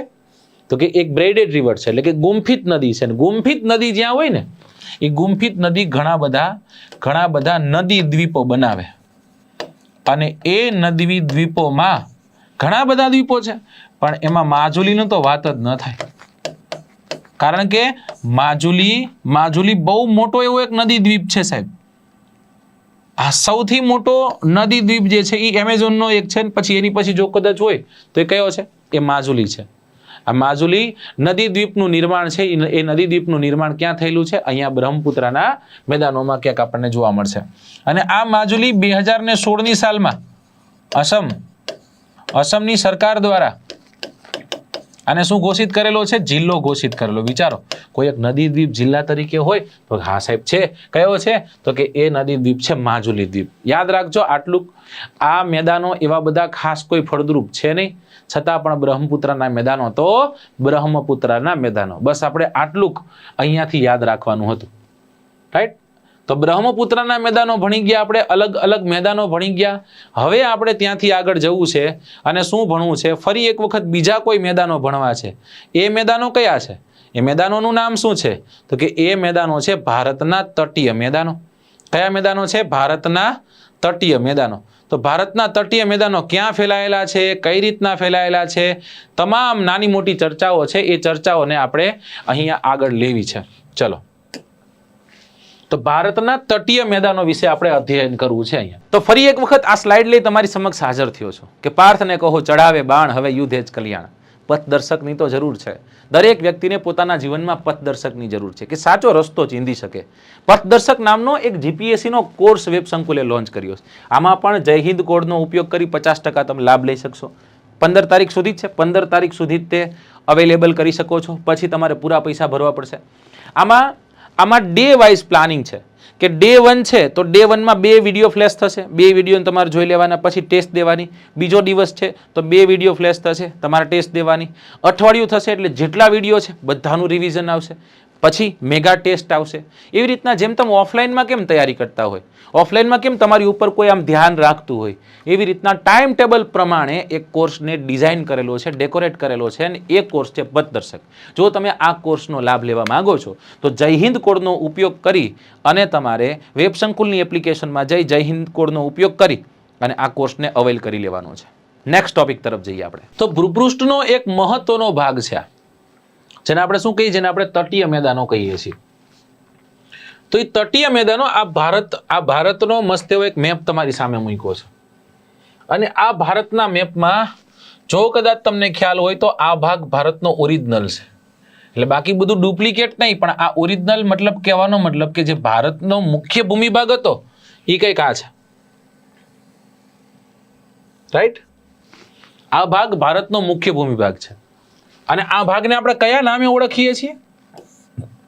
કયો તો મને, લખો જોઈએ, કોમેન્ટમાં લખો જોઈએ શું શું કહીએ છીએ આને આપણે કહીએ છીએ દ્વીપકલ્પીય ભારત, અથવા તો આને આપણે કહીએ છીએ દ્વીપકલ્પીય ઉચ્ચ પ્રદેશ. કેવો ઉચ્ચ પ્રદેશ છે આ છે ભાઈ દ્વીપકલ્પીય ઉચ્ચ પ્રદેશ. ઓલો ભારતનો ટુકડો યાદ હોય તો આમ હાલતો થઈ ગયો તો જો અહીંયા આવી ગઈ ગારો ખાસી જયંતિયા, કીધું તું કે નહીં મેં ગારો ખાસી જયંતિયા દ્વીપકલ્પીય ભારતનો ભાગ છે, દ્વીપકલ્પીય ઉચ્ચ પ્રદેશનો ભાગ છે, એ વાત કરી હતી કે નહીં? હા. તો દ્વીપકલ્પીય ઉચ્ચ પ્રદેશ જે છે એ દ્વીપકલ્પીય ઉચ્ચ પ્રદેશમાં અહીંયા કચ્છથી ચાલુ કરવાનું છે. ક્યાંથી ચાલુ કરવાનું છે? કચ્છથી લઈ અને અહીંયા આવેલી કન્યાકુમારી સુધી. ક્યાં સુધી? કન્યાકુમારી સુધી. અને એ જ પાછી કન્યાકુમારીથી લઈ અને અહીંયા સુંદરવનના ડેલ્ટા સુધી. કયો ડેલ્ટા છે? સુંદરવનનો ડેલ્ટા. એ વિસ્તારમાં જે ફેલાયેલા મેદાનો છે, મેદાનોને આપણે શું કહીએ છીએ? મેદાનો આપણે તટીય મેદાનો કહીએ. એટલે કચ્છથી લઈને ઓડિશા સુધી જવાનું છે. ક્યાં સુધી જવાનું છે? કચ્છથી લઈ અને ઓડિશા સુધી આપણે છેક જવાનું છે. સડતા ખાતરને અલગ અલગ ભાગમાં વહેંચશું. સૌથી પહેલા તો આ મેદાનને બે ભાગમાં વહેંચવાના. તટીય મેદાનોને, કોસ્ટલ પ્લેનને આપણે કેટલા ભાગમાં વહેંચીએ? તો કે તટીય મેદાનને આપણે બે ભાગમાં વહેંચીએ.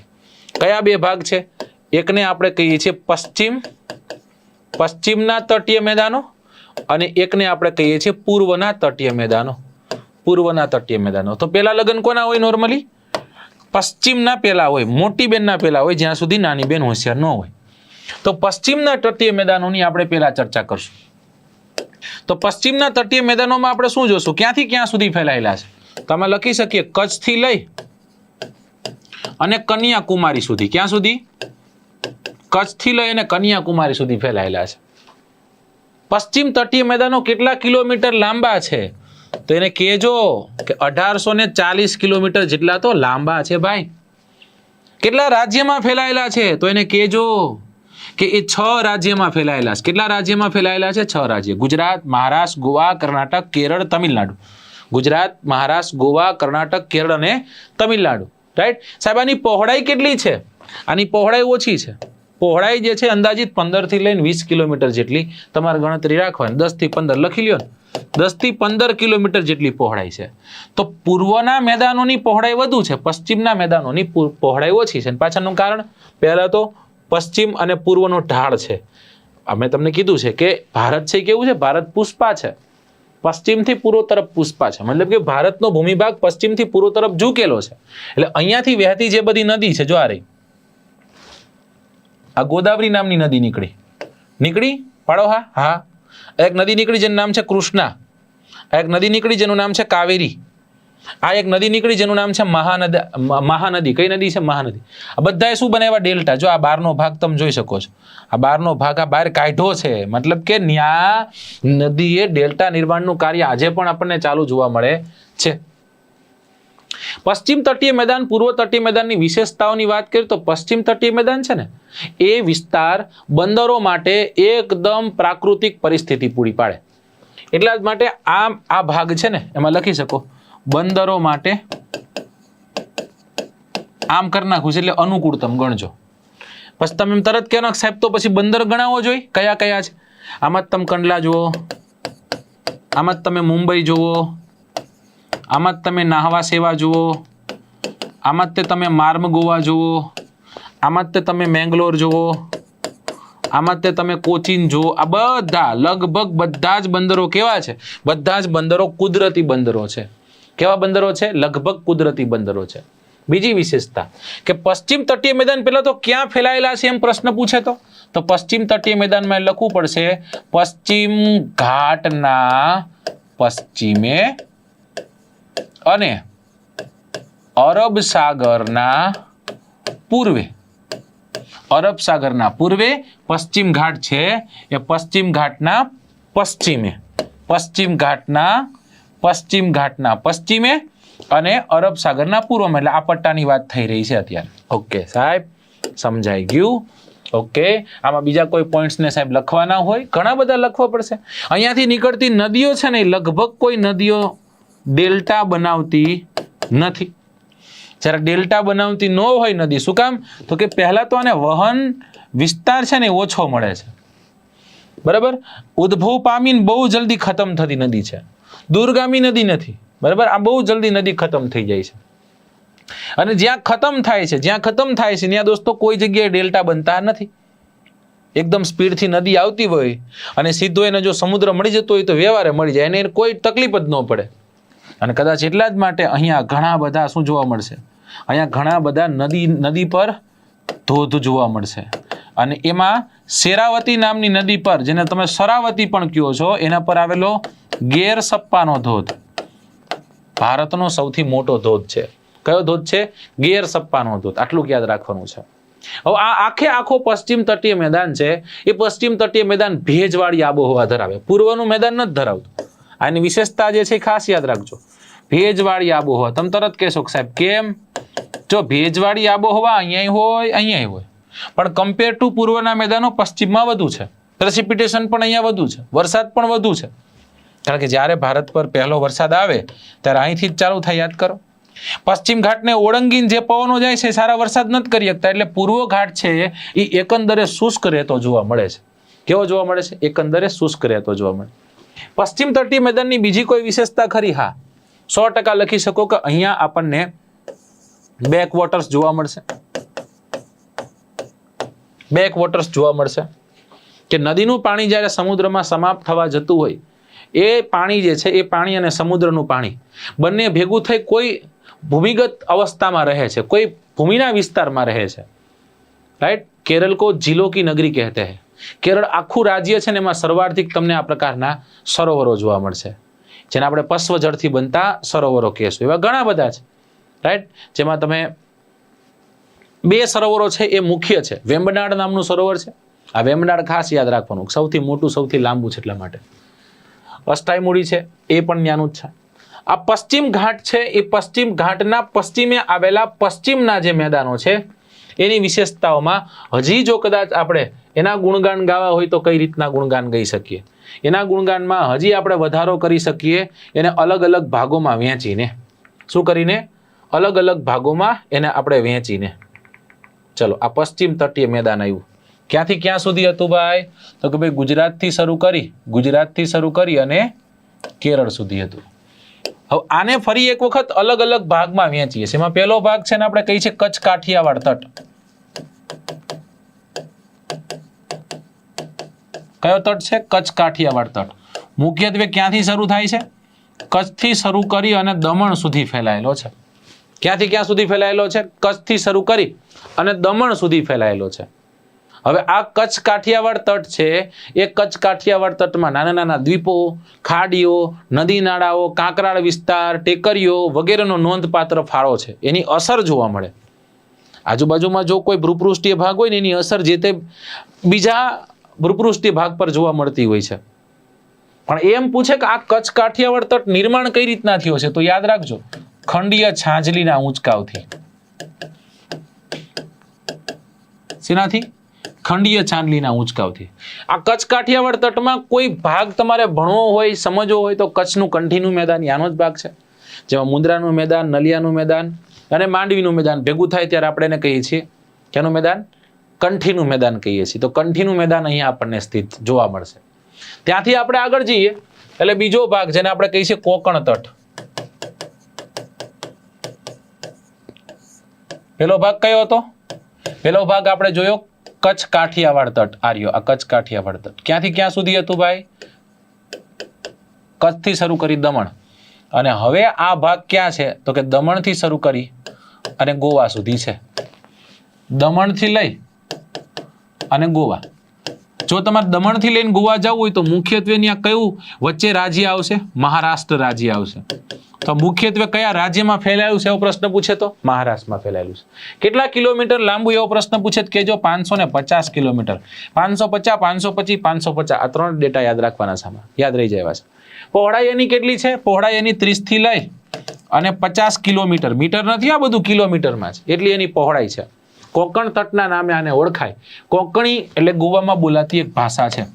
કોકણી ભાષા ક્યાં બોલાય? ગોવામાં બોલાતી એક ભાષા છે, યાદ રાખજો. એના નામ ઉપરથી આનું નામ કોકણ. યાદ રાખજો. એવો પણ પ્રશ્ન પૂછે કદાચ કે ગુજરાતના દક્ષિણ ગુજરાતના ક્ષેત્ર વિસ્તારમાં કયા પ્રકારની આબોહવા જોવા મળે? તો કોકણી આબોહવા જોવા મળે. કેવી આબોહવા જોવા મળે? કોકણી. કોકણને લગતી આબોહવા છે, આપણે ત્યાં જોવા મળતી હોય છે. આ વિસ્તારમાં સર્વાધિક ફરવાલાયક જગ્યા તો કે ગોવા છે. ગોવા શેના માટે જાણીતું ભાઈ? તો કે ગોવા છે એના સુંદર બીચો માટે જાણીતું છે. શેના માટે જાણીતું છે? તો કે એના સુંદર બીચો માટે જાણીતું. એ ઘણા બધા સારા સારા બીચો આપણને જોવા મળશે.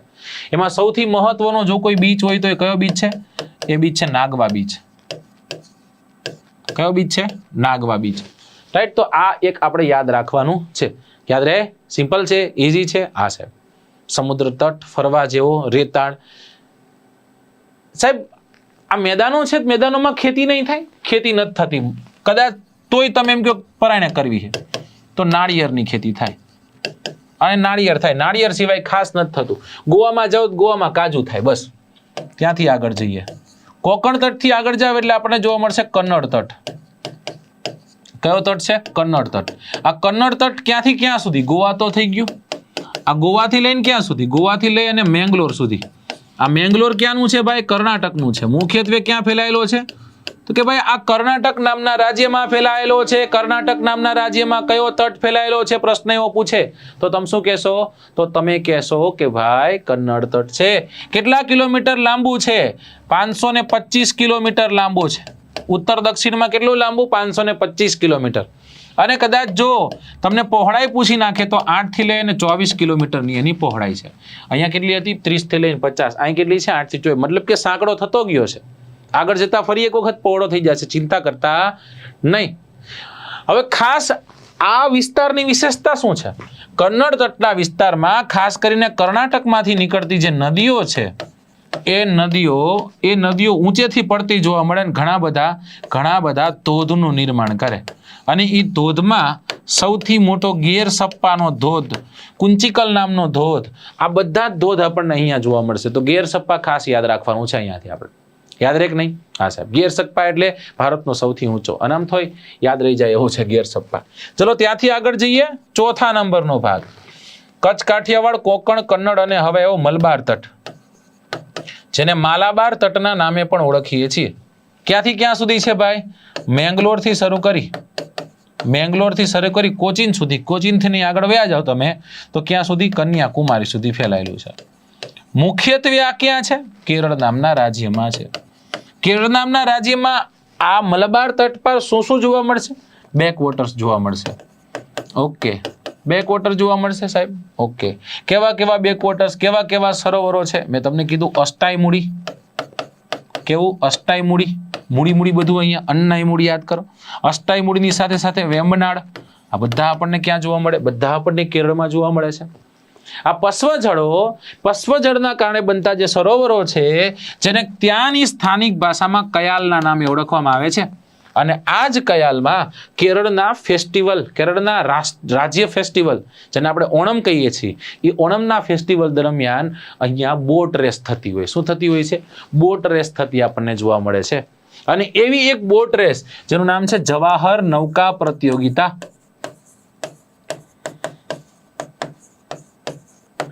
યાદ રાખજો, પ્રતિયોગિતા કેવી છે? નૌકા પ્રતિયોગિતામાં, જેમાં કવિ પાસે નૌકા જોઈ.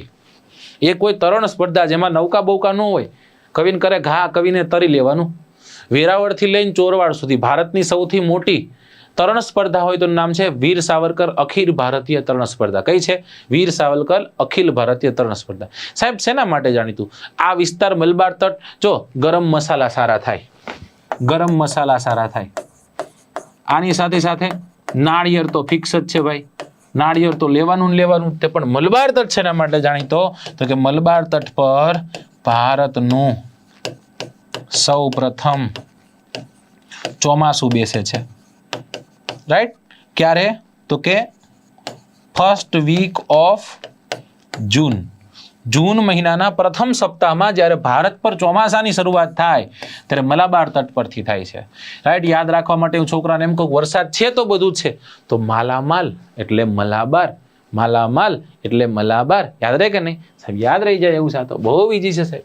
ચલો, પશ્ચિમ તટીય મેદાનમાં કોંકણની વાત કરી, કન્નડની વાત કરી, મલબારની વાત કરી. હવે જઈએ છીએ પૂર્વ તટીય મેદાન. કયું મેદાન છે? આ મેદાન છે પૂર્વ તટીય મેદાન. પૂર્વ તટીય મેદાનમાં આપણે શું જોશું?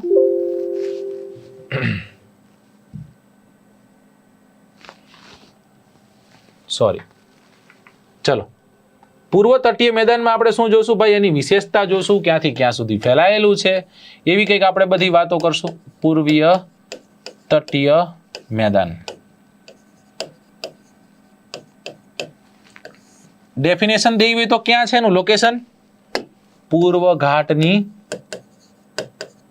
પૂર્વમાં અને બંગાળની ખાડીની પશ્ચિમે ફેલાયેલું છે. ક્યાંથી ક્યાં સુધી ફેલાયેલું છે? તો કે તમિલનાડુથી શરૂ કરી, કેરળ નહીં આવે, શું આવશે? તમિલનાડુ. તમિલનાડુથી શરૂ કરી અને ઓરિસ્સા સુધી ફેલાયેલું છે. જો મહત્વની વાત એ છે કે આ પૂર્વ તટીય મેદાન છે ને બે ભાગમાં વહેંચવામાં આવે. પૂર્વ તટીય મેદાનનો જે ઉપરનો ભાગ છે ને એને કહેવાય છે ઉત્તરી સિરકાર. શું કહેવાય છે? ઉત્તરી સિરકાર. જ્યારે દક્ષિણનો ભાગ છે ને એ દક્ષિણના ભાગને આપણે કયા નામે ઓળખીએ છીએ? તો દક્ષિણના ભાગને આપણે ઓળખીએ છીએ કોરોમંડલ. તમે સાંભળ્યું રાનું મંડલ છે, આ કોરોમંડલ છે. એક છે ઉત્તરી સિરકાર અને એક છે કોરોમંડલ. જો પ્રશ્નમાં કઈ રીતના પૂછે કે પશ્ચિમથી પૂર્વમાં કેટલું ફેલાયેલું છે એટલે એની પહોળાઈ શું છે, અને ઉત્તર દક્ષિણમાં કેટલું ફેલાયેલું છે. ઉત્તર દક્ષિણમાં અંદાજિત 1100 કિલોમીટર છે. કેટલા કિલોમીટર? 1100 કિલોમીટર. જ્યારે પૂર્વ પશ્ચિમની એવરેજ કાઢો ને 120 કિલોમીટર. મતલબ કે પશ્ચિમ તટીય મેદાન કરતા પૂર્વ તટીય મેદાનો કેવા છે? ફળદ્રુપ છે અને કેવા છે? વિશાળ છે અને વધુ ફેલાયેલા છે. રાઈટ? ચલો, ઓરિસ્સા સુધી વિસ્તરેલું છે. અહીંયા ઘણા બધા ઉત્તરી સિરકારના મેદાનની વાત કરીએ તો ઘણા બધા આખા વિસ્તારમાં આપણે જો કદાચ વાત કરીએ તો આપણને ઘણા બધા લઘુન સરોવરો જોવા મળશે, ઘણા બધા સરોવરો જોવા મળશે, ઘણી બધી નદીઓ જે છે એ નદીઓ અહીંથી વહેતી જોવા મળશે. કૃષ્ણા નામની નદી છે. આ ઉત્તરી સિરકારનું સીમાંકન ક્યાંથી થાય? એક વખત આપણે મેપથી જ તે સમજવાનો પ્રયત્ન કરીએ. આ શું છે? આ ભારત છે. અહીંયા આપણને શું જોવા મળશે? અહીંયા આપણને જોવા મળશે બાંગ્લાદેશ, પશ્ચિમ બંગાળ અને અહીં ચાલુ થઈ ગયું બાંગ્લાદેશ. અહીંયા છે ઓરિસ્સા. અહીંયા ઓરિસ્સા ખતમ થઈ ગયું એટલે આંધ્રપ્રદેશ. આંધ્રપ્રદેશ ખતમ થઈ ગયું એટલે તમિલનાડુ. 1, 2 અને 3 રાજ્ય છે ટૂંકમાં. અહીંયા એક નદી આવે, જોવો જોઈએ. આ નદીનું નામ શું છે? નદીનું નામ છે કૃષ્ણા નદી. અહીંયા એક નદી આવે, નદીનું નામ શું છે? નદીનું નામ છે ગોદાવરી. હવે હું કહું ને એ ખાસ ધ્યાન દેજો. કૃષ્ણા નામની નદીથી દક્ષિણે આ તમિલનાડુના પટ્ટામાં આખું જે ફેલાયેલું છે ને, આને આપણે કયા નામે ઓળખીએ છીએ? આને આપણે કહીએ છીએ કોરોમંડલ. અને આની ઉત્તરે આ આખો ભાગ છે જે ઓરિસ્સા સુધી જાય છે, ઓરિસ્સા પતે ત્યાં સુધી જાય છે, એને આપણે કહીએ છીએ ઉત્તરી સિરકાર. ઉત્તરી સિરકાર મુખ્યત્વે ક્યાં ફેલાયેલું છે? આંધ્રપ્રદેશમાં. એ ઉત્તરી સિરકારનો પાછો ઉત્તરનો ભાગ જે ઓરિસ્સામાં ફેલાયેલો છે નામ છે ઉત્કલ તટ. આ જ ઉત્કલ તટને આપણે કલિંગ તટના નામે પણ ઓળખીએ છીએ. કેના નામે ઓળખીએ છીએ? કલિંગ તટના નામે પણ આપણે ઓળખીએ છીએ. હવે આ ઉત્કલ તટ, કલિંગ તટ, ઉત્તરી સિરકાર, કોરોમંડલ બધામાં આપણને શું જોવા મળે? ઘણા બધા નદીય સરોવરો, ઘણા બધા સરોવરો જોવા મળશે. સોરી, નદીય સરોવરો નહીં, ઘણા બધા સરોવરો. એમાં ચિલ્કા નામનું સરોવર અહીંયા જ સ્થિત છે, યાદ જ રાખવા જેવું છે. ચિલ્કા ભારતનું સૌથી મોટું તટીય સરોવર, ચિલ્કા ભારતનું સૌથી મોટું લઘુન સરોવર. લઘુન સરોવર એટલે દરિયાના ખારા પાણીના કારણે બનેલા સરોવરો. ચિલ્કા ક્યાં સ્થિત છે? તો કે ભાઈ ઓરિસ્સામાં સ્થિત છે. એમાં પૂછી નાખે ઓરિસ્સાનું સૌથી મોટું સરોવર કયું? હમણાં જ તે તમને ખ્યાલ છે કે ભાઈ ઓરિસ્સાના સીએમ છે નવીન પટનાયક સાહેબ, જે સૌથી લાંબા સમય સુધી સીએમ રહેવાના રેકોર્ડમાં બીજા નંબરે, સૌથી વધુ લાંબા સમય સુધી સીએમ રહેવાનો જે રેકોર્ડ છે એમાં લગભગ 22 કે 23 વર્ષ થયા એમના, તો એ બીજા નંબર પર પહોંચી ગયા છે. તો આ ઓરિસ્સા, લઘુન અને તટીય સરોવર આટલું આપણે યાદ રાખવાનું છે. ત્યાંથી આગળ જઈએ, ત્યાંથી આગળ જતા આપણને જોવા મળશે હજી એક સરોવર આંધ્રપ્રદેશ નામના રાજ્યમાં, અને આ સરોવરનું નામ શું છે? નામ છે પુલિકટ. પુલિકટ શું કામ યાદ કરીશું? પુલિકટ જે છે ને, પુલિકટ સરોવર અને એક સાઈડ છે બંગાળની ખાડી. એ બેયની વચ્ચે એક નાનકડો એવો ટાપુ છે અને આનું નામ છે શ્રીહરિકોટા. દોસ્તો આ એ જ જગ્યા છે જે જગ્યા પરથી સપનાઓનો થેલો ભરી અને ઘણા બધા જહાજો છે ઘણા બધા ઉપગ્રહ પ્રક્ષેપિત યાનો છે એ છૂટે છે, ઉપગ્રહ પ્રક્ષેપિત વાહનો છે એ છૂટે છે, જેમાં PSLV હોય, જેમાં GSLV હોય, રાઈટ. અને એવું જ તે એક ચંદ્રયાન 3 છે એ અહીંયાથી જ છૂટ્યું છે. ઘણી બધી આશાઓ સાથે આપણા મામાને જોવા માટે ગયું છે કે એ 27 પટરાણીઓ સાથે છે કે કેમ, બરાબર. રોહિણી માત્ર એક રોહિણીને ધ્યાન નથી દેતા ને, એ ચેક કરવા માટે છે કે આપણે દક્ષિણ ધ્રુવ ઉપર મોકલું. આવું કઈ નથી, પણ આ તો યાદ રાખે એટલા માટે. પુલિકટ સરોવર અહીંયા આપણને જોવા મળશે, જે પુલિકટ તમિલનાડુ અને આંધ્રપ્રદેશની સરહદ પર જોવા મળશે. આ જ આંધ્રપ્રદેશમાં હજી એક સરોવર જોવા મળશે જે ગોદાવરી અને કૃષ્ણાના ડેલ્ટામાં આવેલું છે અને એનું નામ શું છે? એનું નામ છે કોલેરુ નામનું સરોવર. આ બધા પ્રશ્ન તમને પૂછવા યોગ્ય છે. અહીંયાથી જ પ્રશ્ન નીકળે ને આવા જ કંઈક પ્રશ્નો નીકળે. તો પશ્ચિમ તટીય મેદાન, પૂર્વ તટીય મેદાન, પૂર્વ તટીય મેદાનમાં આજે યાદ રાખવાનું છે ઘણી બધી નદીઓ, કૃષ્ણા, કાવેરી, મહાનદી, ગોદાવરી. નદી શું બનાવે? વાહ નહોતું બનાવતું એ બનાવે, આ નદી ડેલ્ટા બનાવે. અને આ ડેલ્ટાનું કાર્ય હજી સતત ચાલુ છે. હજી એ ડેલ્ટાનું કાર્ય ચાલુ છે. હજી ગોદાવરી ડેલ્ટા બનાવી રહી છે, કૃષ્ણા ડેલ્ટા બનાવી રહી છે. એનું સતત કામ છે, કેવું છે? ચાલુ છે. જેવી રીતના પશ્ચિમ તટીય મેદાનો છે એ બંદરો બનાવવા માટે કુદરતી વ્યવસ્થા પૂરી પડતી, અહીંયા એવી કઈ કુદરતી વ્યવસ્થા મળતી નથી. પૂર્વ તટીય મેદાનોમાં એકંદરે શુષ્ક આબોહવા જોવા મળે છે. આટલું યાદ રાખજો. હવે જોજો એક બીજો પોઈન્ટ કે જ્યારે ભારતમાં ચોમાસું બેસે છે, નૈઋત્યના મોસમી પવનો જ્યારે ભારત પર વર્ષા કરે છે, ત્યારે ભારતનો આ તમિલનાડુ અને આંધ્રપ્રદેશનો આ જે તટીય વિસ્તાર છે એ વિસ્તાર કોરો રહે છે, એટલે એને કોરોમંડલ કીધું. પણ જેવો પાછા ફરતા મોસમી પવનોની ઋતુ આવે, એને સમય તો મારો આવે ને ભાઈ. એ જ્યારે એનો સમય આવે ત્યારે આ જ વોટર બોડી ઉપરથી જ્યારે આ પવનો વહે છે, ભેજ ફરી એક વખત ગ્રહણ કરે છે અને ફરી એક વખત દોસ્તો એવા વર્ષે છે કે ખલીલ સાહેબ કે ને કે તમે મન મૂકીને વરસો આ ઝાપટું અમને નહીં ફાવે, અમે રહ્યા હેલીના માણસ, માવઠું અમને નહીં ફાવે. કહેવાય તો માવઠું છે તો કમોસમી વરસાદ છે, કારણ કે પાછા ફરતા મોસમી પવનોની ઋતુ દરમિયાન થાય છે. છતાં પણ આ વરસાદ માટે ત્યાં તટ જાણીતો છે. કોરો મંડલ એટલે કોરો, જેમાં કાંઈ ન હોય એવું કોરો, राइट. इक हवा का झोंका आया, टूटा डाली से फूल, ना चमन की ना पवन की, किसकी है ये भूल, जो लिखा था खत में संग बह गया, मेरा जीवन कोरा कागज कोराई रह गया. જેનો વારો ન આવ્યો હોય, જેને જુનાગઢ જવાનો વારો આવ્યો હોય, એને આપણે શું કહીએ છીએ? આપણે વાંઢેસ કહીએ છીએ, વાંઢો કહીએ છીએ. કોરો રહી ગયો. કેવો રહી ગયો? કોરો.